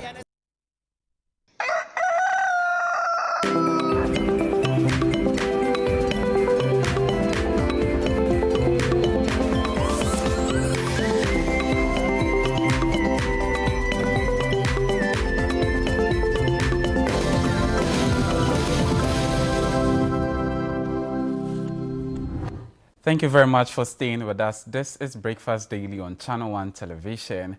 It's now time. We're going to talk about Northern Business Fair 2026 edition. You know, last year we had the first edition, and it demonstrated enormous potential that the North has to offer when it comes to businesses, when it comes to agriculture, you know, agri-processed product, everything, handicrafts and others. So that has, you know, paved way for the second edition to come out, which is happening this weekend from the 25th and 26th of July, 9 a.m. to 6 p.m. daily at the Tamale Jubilee Park. You see, a lot of times entrepreneurs complain about they produce quality products, but the challenge they face has to do with access to markets. And that is what the Northern Business Fair seeks to bridge. That is the gap that we are seeking to bridge, right? Because on those 2 days, we're going to have investors, we're going to have customers, we're going to have business partners, all under one roof. All under one roof. So all the things you've been looking for, you know, opportunities you've been seeking over the years, you have a one-stop center for all these opportunities. You don't want to miss it, and I know that you don't want to miss it. All you have to do is, if you're a business operator, if you're an SME, if you're an entrepreneur, you just name it. If you're a company, great, and we are only targeting made in Ghana product. Yes, made in Ghana product. So wherever you are in the 5 northern regions, whether northern or beyond, exactly, provided your product is made in Ghana. And we are not only doing tangibles, services as well. You know, the hospitality, schools, a lot. So and you know, you spoke about access to markets. It's a but big then challenge. Also, a lot of businesses produce, but the packaging is sometimes is also questionable. It's not able to attract. That is why we have a partner, a sponsor like the Ghana Export Promotion Authority coming on board this year to take you through, you know, assess your products and then give you an assessment as to whether or not your product or service is ready for the global market. Exactly. You see, we have a big picture. We are not even thinking just within the country, but beyond. No. A lot of products are produced and the packaging is questionable. So yes, the Ghana Export Promotions Authority will be there. They would help you answer all the questions on your mind about your packaging, assess your product, whether it's ready for the global market or not. We have EcoBank also coming on board. Access to, yes, funds, they will be taking you also through all the things you need to know about financial management as far as this fair is concerned. There are some businesses, 1 + 1, 2, they are gone. They don't really, as a business, you should have a separate account for your business away from your personal account so that none of them eats into each other. Exactly. And then you're able to track your expenses, you're able to track your profit, your profit margin, is faring. Exactly, how the business is doing in the year under review and all of that. And that's something that you should know as a business, as an SME or business that is,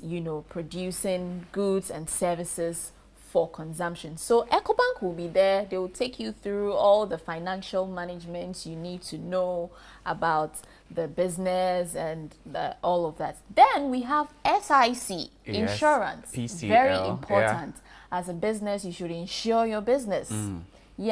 Make sure that PLC, I beg your pardon, SIC PLC will be there to help you, insure your business. You never know. I'm not saying anything. Know when tragedy something should happen, or not necessarily tragedy, but anything can happen as far as it's business. You can take some risk, and it will backfire. Exactly, but they will be in the picture. Yes, to help you soak all the pressure that comes with the business. So they will be there. The National Petroleum Authority will also be there. North Shore Apparel GH will also be there, taking you through everything you need to know as far as your business is concerned. And Wahab, earlier I mentioned that when we talk about the northern region, our mind goes to agriculture. But no, see what the northern region is made up of. The leather sandals we wear, a lot of it comes from the north. Made with animal skin and all of that. The bags we have, very quality, very durable. We They're saw able some to stand the test of time. Yes, very durable. The body creams that we have, most of them are from the north, produced in the north. Most of the manufacturing companies are even based in the north. But we don't know. But we don't know about that. Thanks to Northern Business Fair. I mean, last year I wasn't there, but thanks to the first edition, I got exposed to so many things that the North has to offer. So if you're an investor, specifically, if you're an investor, you're looking to grow, you're looking to connect with businesses from agric to vegetable production, anything at all, textiles, anything at all, then you should be at the Northern Business Fair and connect with businesses, get to know what they're about, get to know their offerings. Who knows, you could meet your next business partner there, because at the Northern Business Fair. And it's everyone not too is going to late. be there. It's not you too don't late at want all. to miss that. It's not too late to register. Just call the number 0205 973 973 0205 973 973, and the lady behind the telephone will get to answer all the questions you need answers to as far as the fair is concerned. And be there. I mean, it's the biggest fair in the northern region. Absolutely. All the regions in the north are going to be a Savannah region, northern region itself, Upper East, Upper West, Northeast, everywhere. And even beyond, people are coming as far as Central region, the Ashanti region, Bono, everywhere, provided we are spotlighting made in Ghana products. You see, what we do here at Channel One TV is to not just to tell your story, but also to empower change. And this is some of the things we do to empower the change we want to see in our various communities. This fair is going to expose and the economic potential that the North has to offer Yep. as far as our development as a country is concerned. Yeah. Right, so let's be there. If your business, no matter how minute you think your business is, it could be that's one thing that an investor somewhere has been looking for to put in his funds. So you can meet your business partner there. And numerous customers are going to be there. You're going to get a chance to display your product to them. They will have a feel of how it looks firsthand and all that to grow your business. Yeah. So it's the place to be from the 25th and 26th of July 2026 at the Jubilee Park, Tamale, 9 a.m. to 6 p.m. daily. Call 0205 is 973 973 0205 973 973. It is not too late to register. You can call in, register, and be part of the biggest fair in the northern region. A very big thank you so much. Thank you so much to EcoBank, the National Petroleum Authority, Ghana Export Promotions Authority, North Shore Apparel GH, SIC Insurance PLC. Thank you so much for coming on board this year, and we can't wait to have you take our exhibitors through all they need to know about their business. Wahab, it's been a good show. It has been. Anyway, that's our show for you for today on Breakfast Daily. It's been an awesome one. I am Dede Davis. And I am Wahab Abdulrazak. Thank you very much for watching and enjoy the rest of our programs.